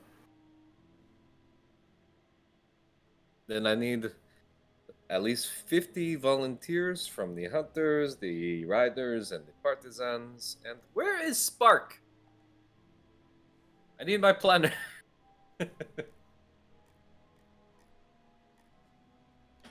Spark is around. Spark would have probably come out at some point to do it. It's a 10-foot diameter circle, right?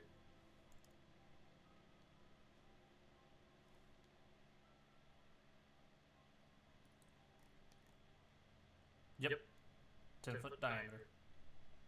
Why aren't you drawing now? I'm trying to do a little. And while we're figuring out the logistics of the spell, Pat is going to draw out from memory the. I'm assuming we're going into the basement level of the Mortal Hand, right? Like where the teleporter. Yeah, was? that's the only place I have a circle for. Right. Okay. Then, Kat is going to draw out from memory the compartments, and because I think she and all of us like had a pretty good estimation of how many people were there, what the layout was like. So she's gonna like call for volunteers from all aspects of her legion, and be like, "Hey, we have a really high risk mission, which will be basically beheading the snake of this land, and it is going to be very high danger, but there will be plenty of loot and reward." And she's just gonna see if she gets at least 50 volunteers. Okay, so by my estimations, just a rough estimation, you can get probably about 126 creatures through this portal in one round. If they're all gathered around it, and as soon as it's cast, they use their ready to action to move into it. All right. Honestly, I'm not sure that many people would even fit in the underground temple. That would be that first room, that first chamber did not look like it was designed to hold that many people. No. Yeah, I mean, clearly they could. Some of them can charge out into the halls, but yeah, it sounds like 100 might be a little too many. They would appear in there, and they would probably immediately start crushing each other as they just keep piling out of the portal. Yeah, actually, let me. You know what I realized, because the problem with that is once they move, then they have no movement left to do anything. They're stuck in that 10-foot area and just piling in on top of each other. So in order for it to actually work, we need. I think the spell states that you appear in unoccupied space near the portal, but clearly there's like a limit to that. Like I don't know how far out that goes. Right. Okay. Let me Let me adjust my calculations slightly. You gotta love these sometimes these questions. I think that's like a 15-foot radius. Because then if they have 15 feet, once they teleport through, they still have 15 feet left to get out of the way. So that's a little bit more reasonable. 1, 2, 3, 4, 5, 6.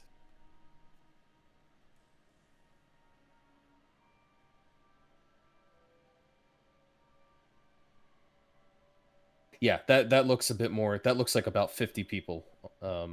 So yeah, that seems like that makes sense. But Okay, so are Yeah. we taking these volunteers then to come with us to the north so that when we find where we're going, we can then portal them in? Is that or what do you want to do? You're the commander. I don't know how this shit works. Yeah, so I would say that if that is the many and Uncle Lev lets us pass, we're gonna take the whole damn legion. Um, but those 50 are going to stay real close to you, and keep planning out their attack. Oh, there's Spark. Okay. hello, Eh, cat. hello, Spark. It's good to see you.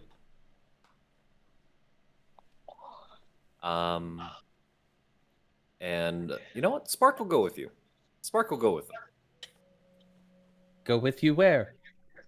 Oh, you are going to go take down the secret police of the realm of the Fake Queen. What do you Very think? well. Awesome. This is Spark. I've kind of been excited to meet you, Spark. Kat said a lot about you. Has she? Yes, the genius.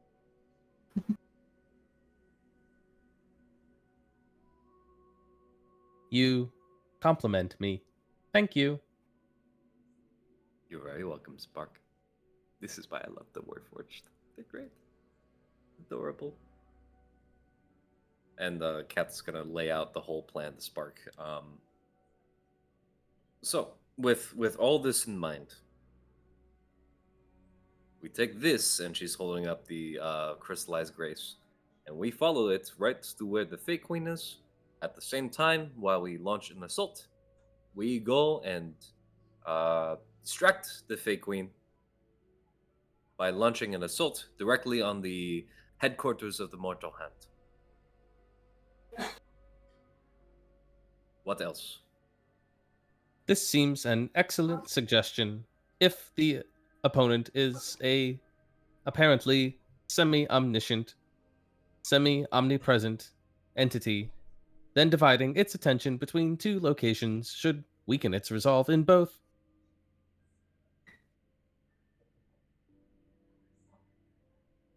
That sounds like a yes from Spark, so it's a yes from me. Yeah.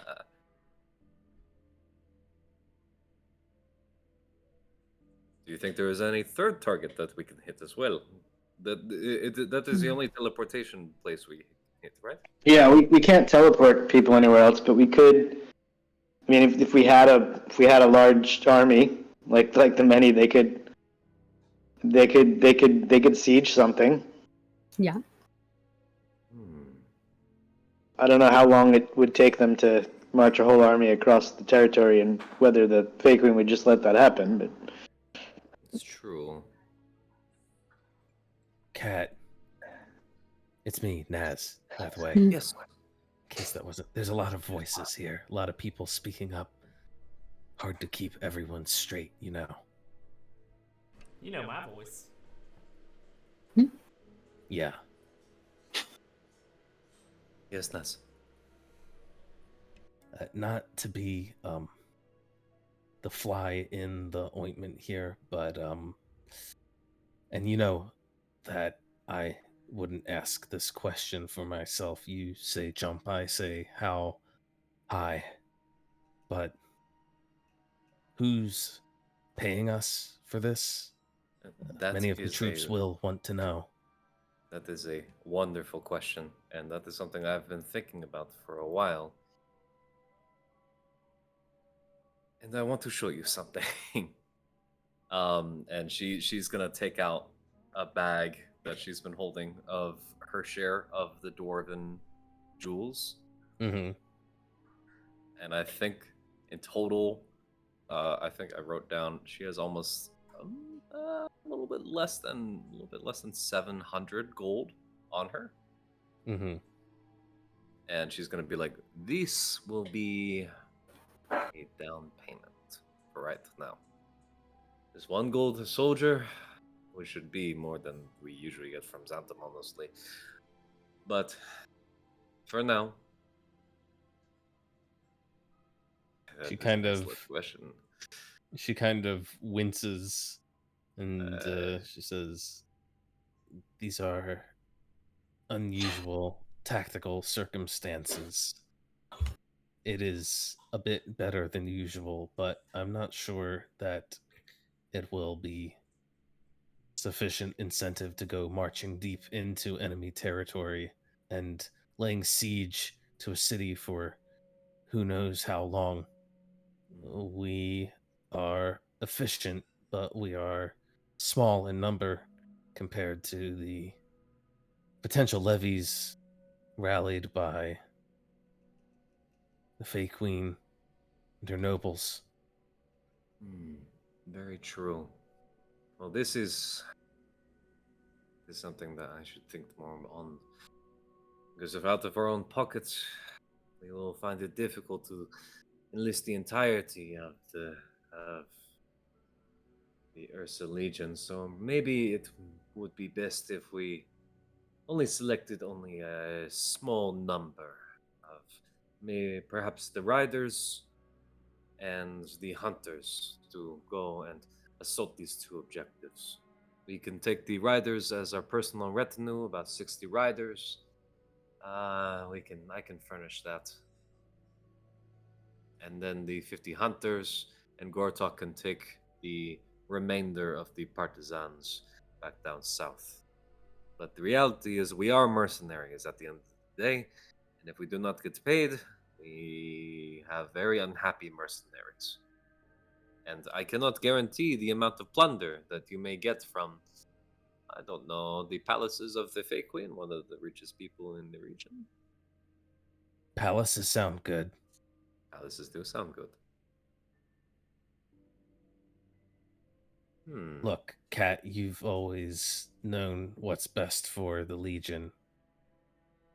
I'm just saying that if you're gonna send us deep in, then you better make sure we're well incentivized. That's all. No, that is an excellent point, Ness. What do you think is a fair payment for each of the 50 volunteers? For the mission into the what you call the mortal hand,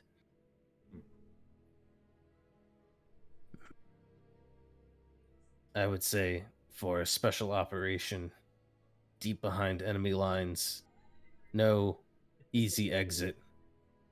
You said they're going through a portal? How do they come back?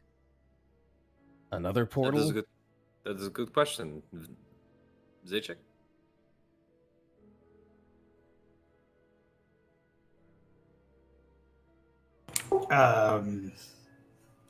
Yeah, sure. We'll open another portal.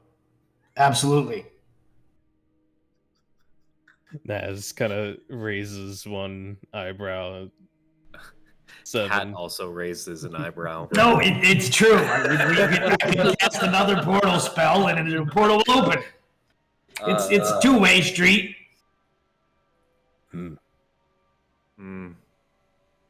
I would recommend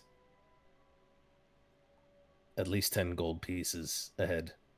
Yes, that I think would be 10 gold pieces. Family.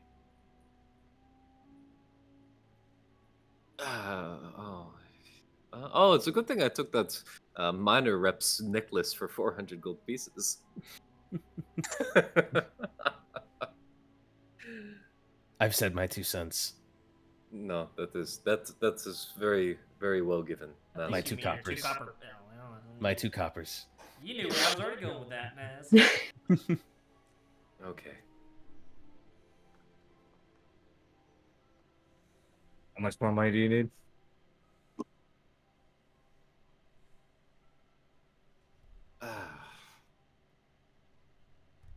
What do you think for the riders that would come with us? Like, I'm Oh, trying to think You want of me like to do of more like figuring?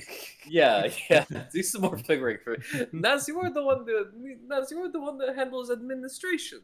You know, you handle the pay. I just negotiate contracts, and since in She- this case, a She contract rolls is her us- eyes and she says, "I'll think about it and get back to you with a quote."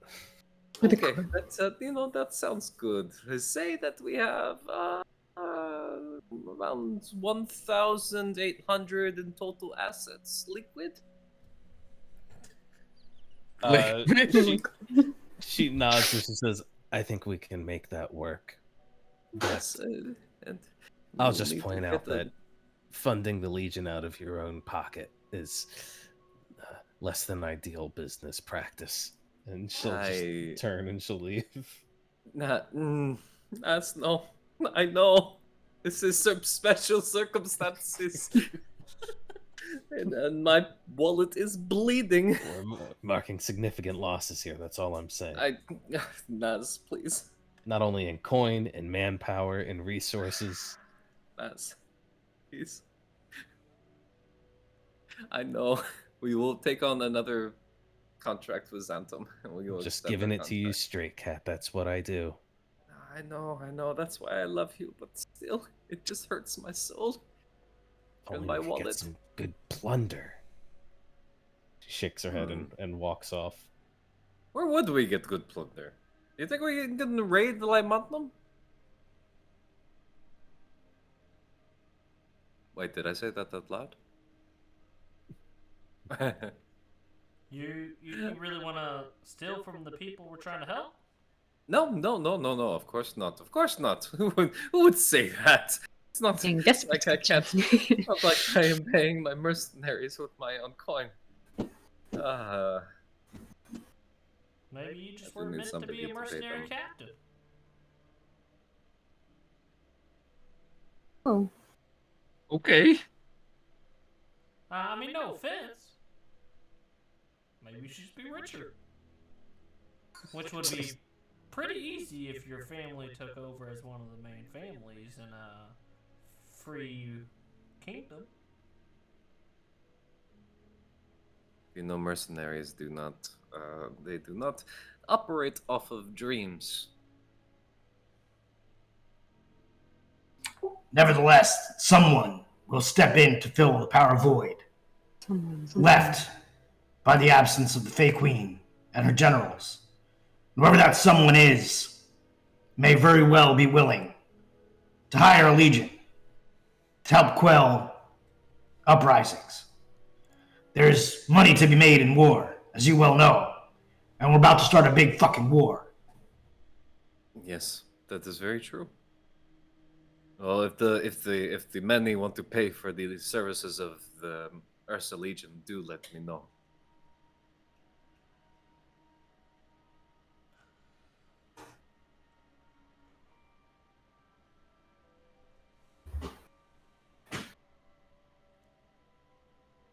But while we are all doing that planning and everything, maybe it would be best if we found out who the dust clouds belong to. Yes, because Indeed. otherwise we might need to beat the fuck out of here, as they say.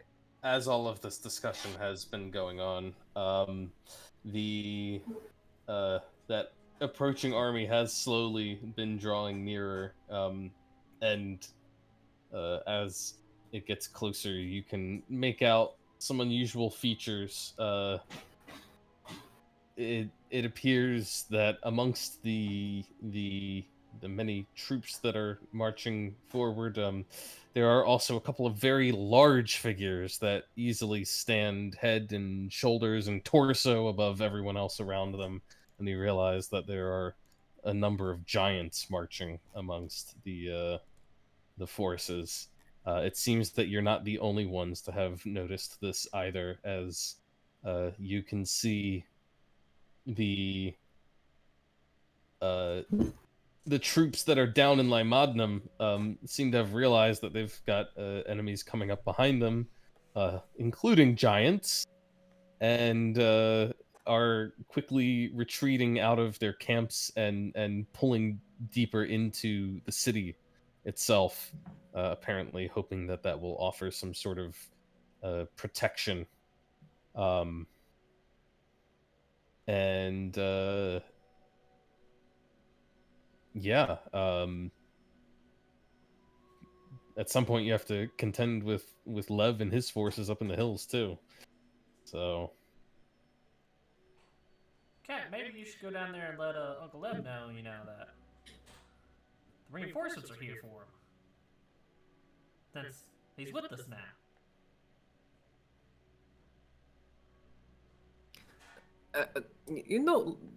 Ryland, I am convinced that you don't actually listen to anything I say sometimes. I like to go after with the perspective of speaking things into existence. Okay, fuck it. Look, the giants are here. I mean, that's pretty cool, honestly. Do you not remember Oglamog, Volgsy, and Ogtag?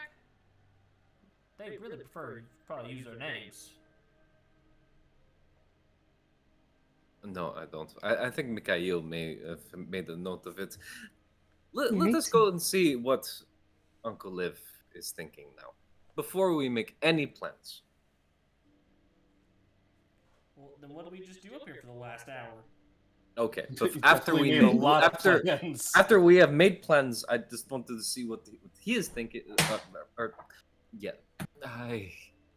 Well, there's a lot of moving pieces. there's a lot of moving pieces, and they're all coming together in pretty rapid order. And we've spent pretty much the whole session moving these pieces around.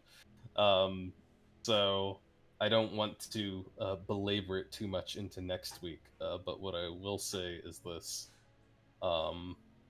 You can make your way down to Uncle Lev's camp. He seems to be aware of the situation as well. His own scouts have reported to him the approach of the army of the many, the assembled forces, and their many strange fey folk and giants, as well as their human members.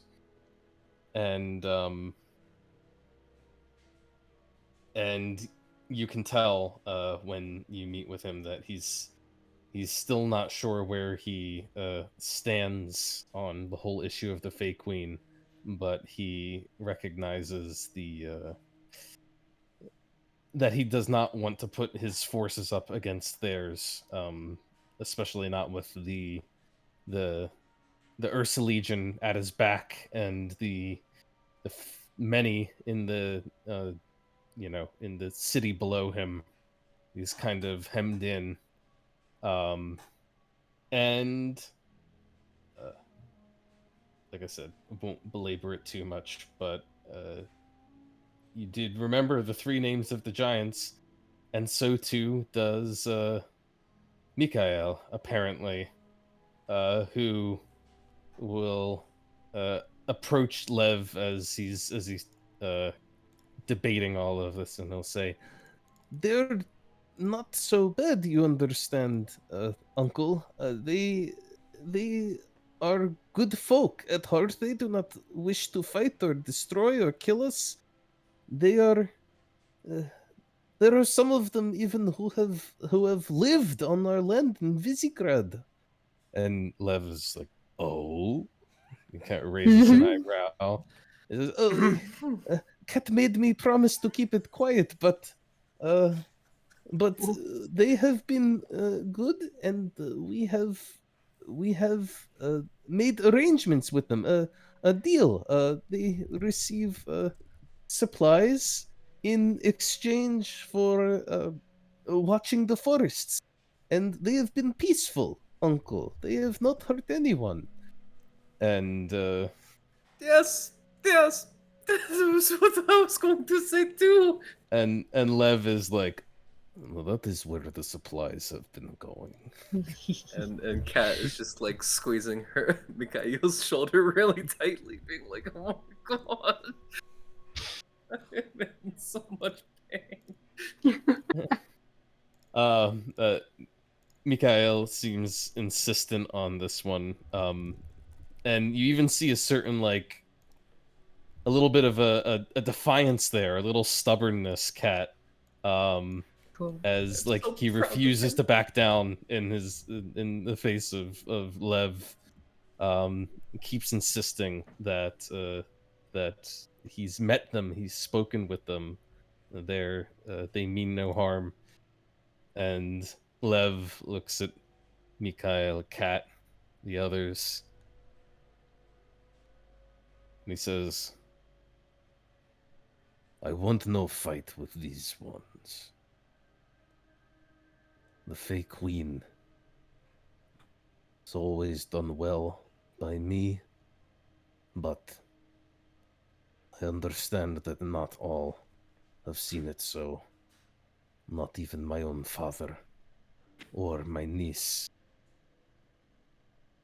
And if there are this many forces assembled below us, all ready to stand against her, who am I to get in their way? If you say they are peaceful, Mikhail, then go. Make peace with them. and Mikhail will look at all of you and say, can we go to the others?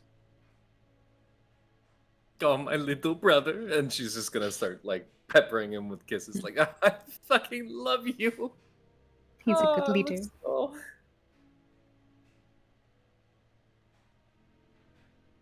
And together you can make your way down. The Ursa Legion will descend down from the hills, following after you. Still waiting on exactly precise orders for how to proceed, but knowing that they're planning to take some sort of action.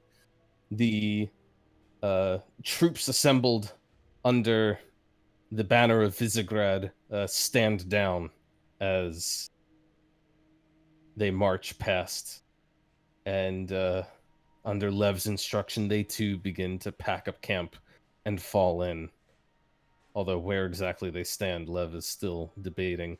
In the meantime, though, the group of you, along with Mikhail, can make your way to the approaching army, who is indeed bearing no banners, since they have none. They are not of any one particular house or nation. They are simply the people of the land and the spirits of the land. They are the many, and they are here. And I would urge you, guys, if you have the time and the inclination, to think about the specifics of how you might want this to progress over the next week in terms of any pieces you might want to move on the board, so to speak. It sounds like you've already got some really solid ideas for sending a unit into Velinestad, into the heart of the Mortal Hands uh, uh, uh, headquarters, possibly sending other forces elsewhere.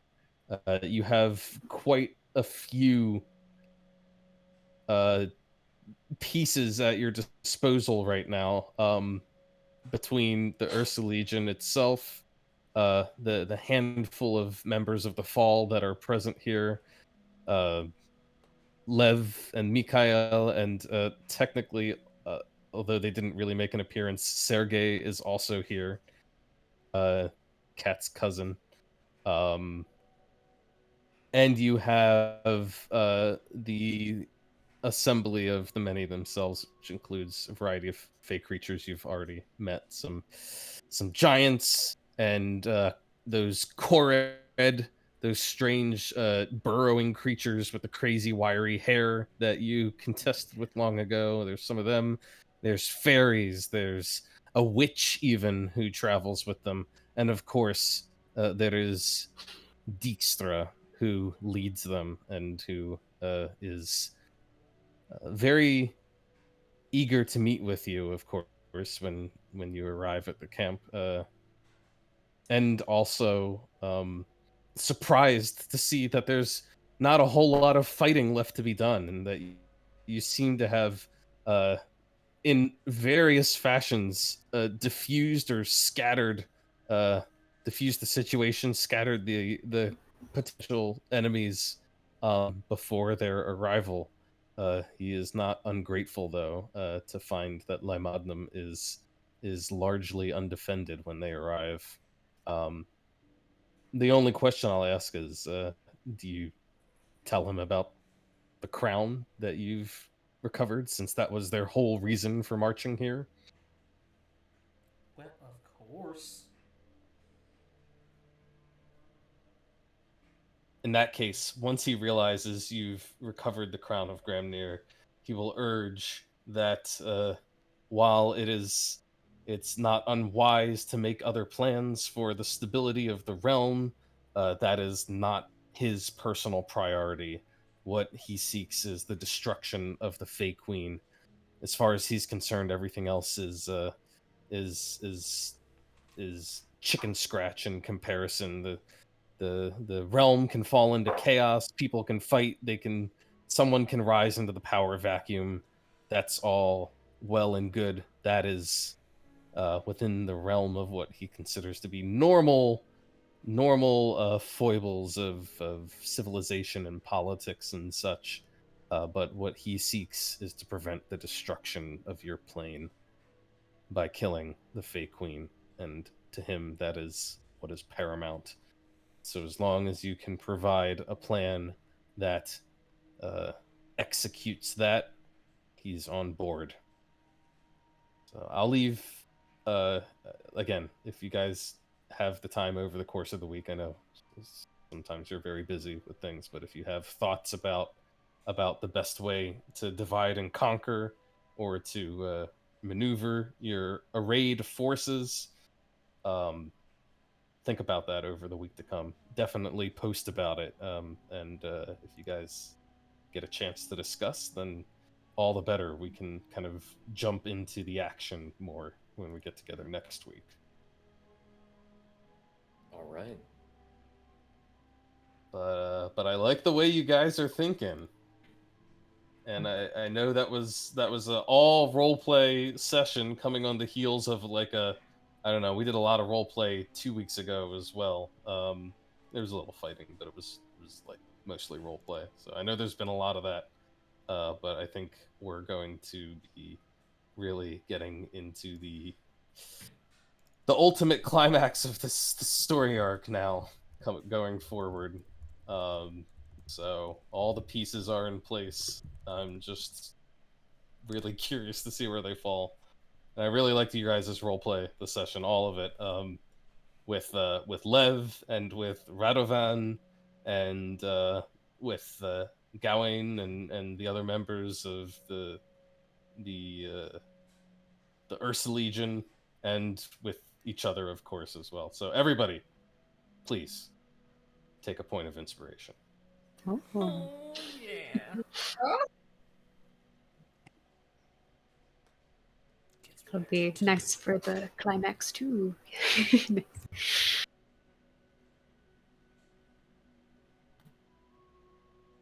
And I think that will be it for this week. But I'm real stoked for next week, though. I'm really excited.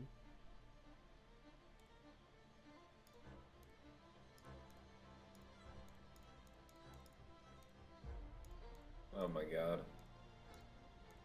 Not being written. Hold up. I closed the window right as that started.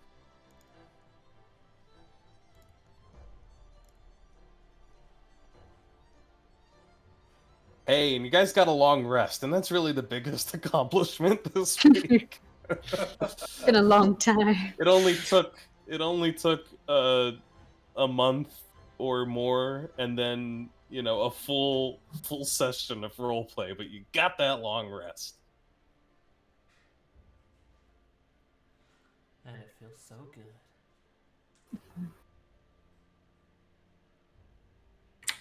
Yeah, missing Safine's tiny hut for sure. Well, I don't know. Maybe someone else will have to pick it up.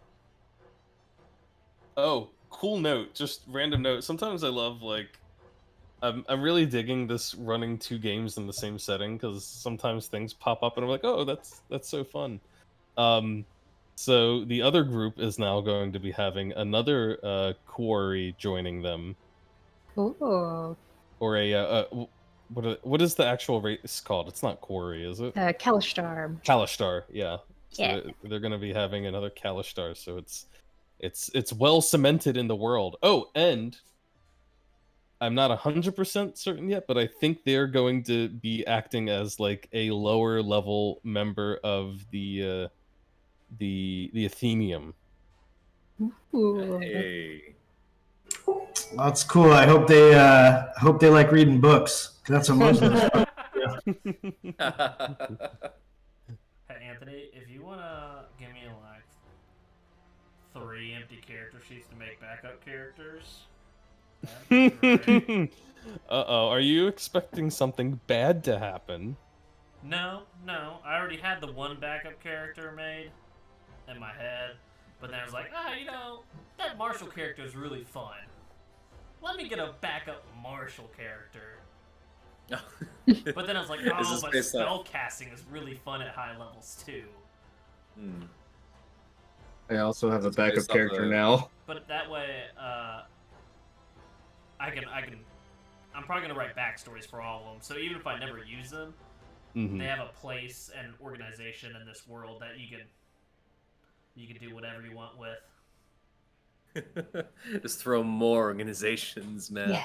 More new NPCs. Hey, he can just rip it out whenever he needs in that other game.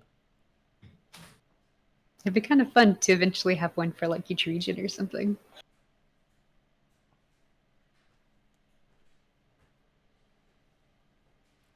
But now I'll have a backup warlock, backup barbarian, and a backup sorcerer. It was funny. I was just browsing, like looking at maps online, and I saw somebody created a map of an undead nightclub, and I was like, "Oh, holy shit!" Yes. Ooh. You mean Argenvosh Perfect. Holt?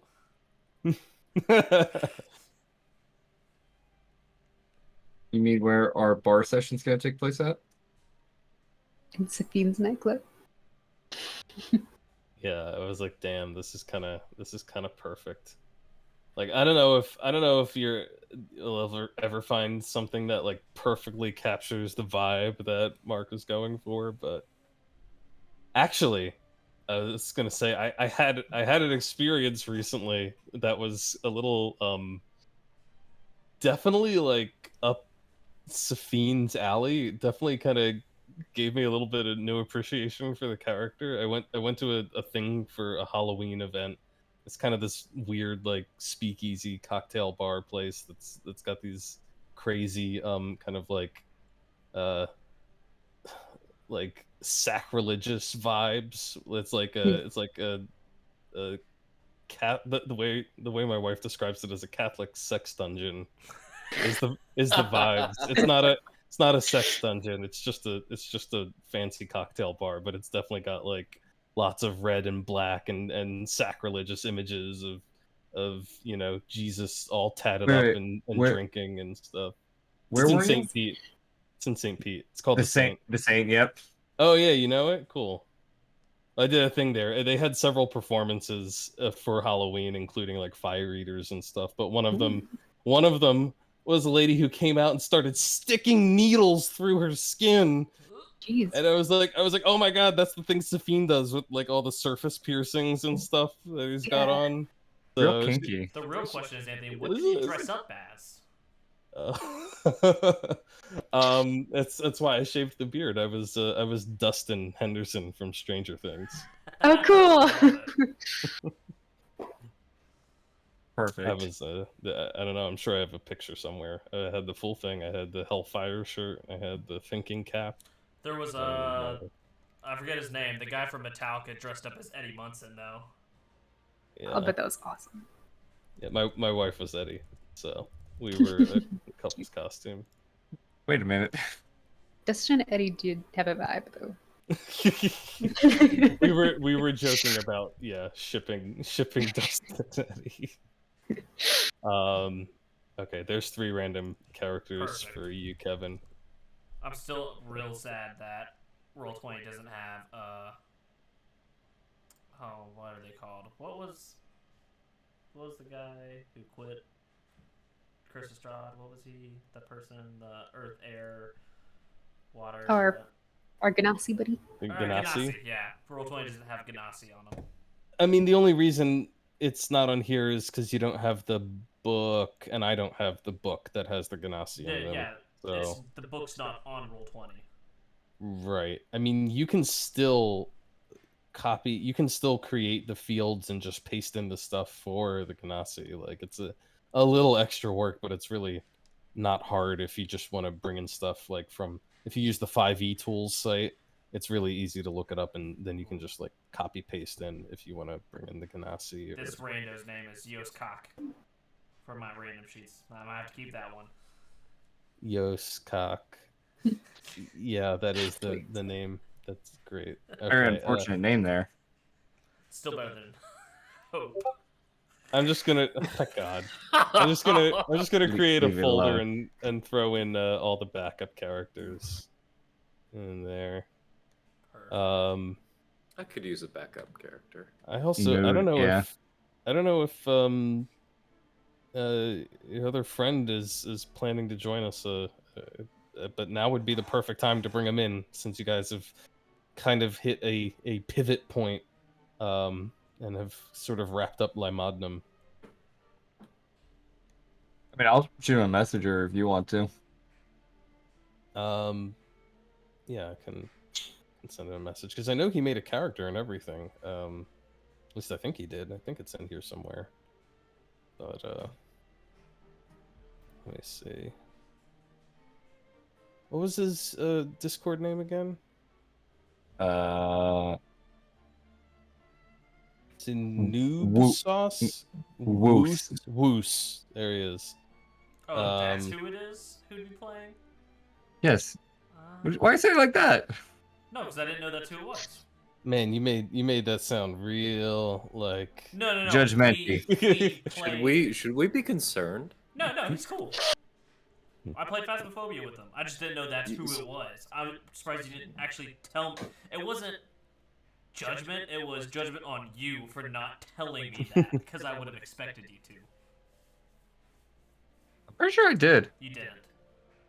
I definitely did. You didn't. Now you're just gaslighting me because you forgot. You're gaslighting me because you forgot. Nah. You have the history of doing it, bud. All right, let's calm down, guys. I just sent him a message, letting him know. Yeah. So now I gotta find that Dustin picture. Oh yeah, we gotta see it. Yeah. But I think my wife. I think it's on her phone. Dang. Ooh, you know what I just thought of? What if for our final battle we can take in both our like sidekick characters? So we'll have Merlin and Naz. That'd be pretty fun. And they both die. You are asking for tragedy there. You realize? I know. You've seen this guy use a reverse gravity effect that affects a 100-foot diameter area. Joke's on Yeah, him. but I'm I filling my haven't. shoes with concrete. and that's just Sobel. That's not even the fake queen herself. And Naz needs to go up 2-3 whole levels in Warrior.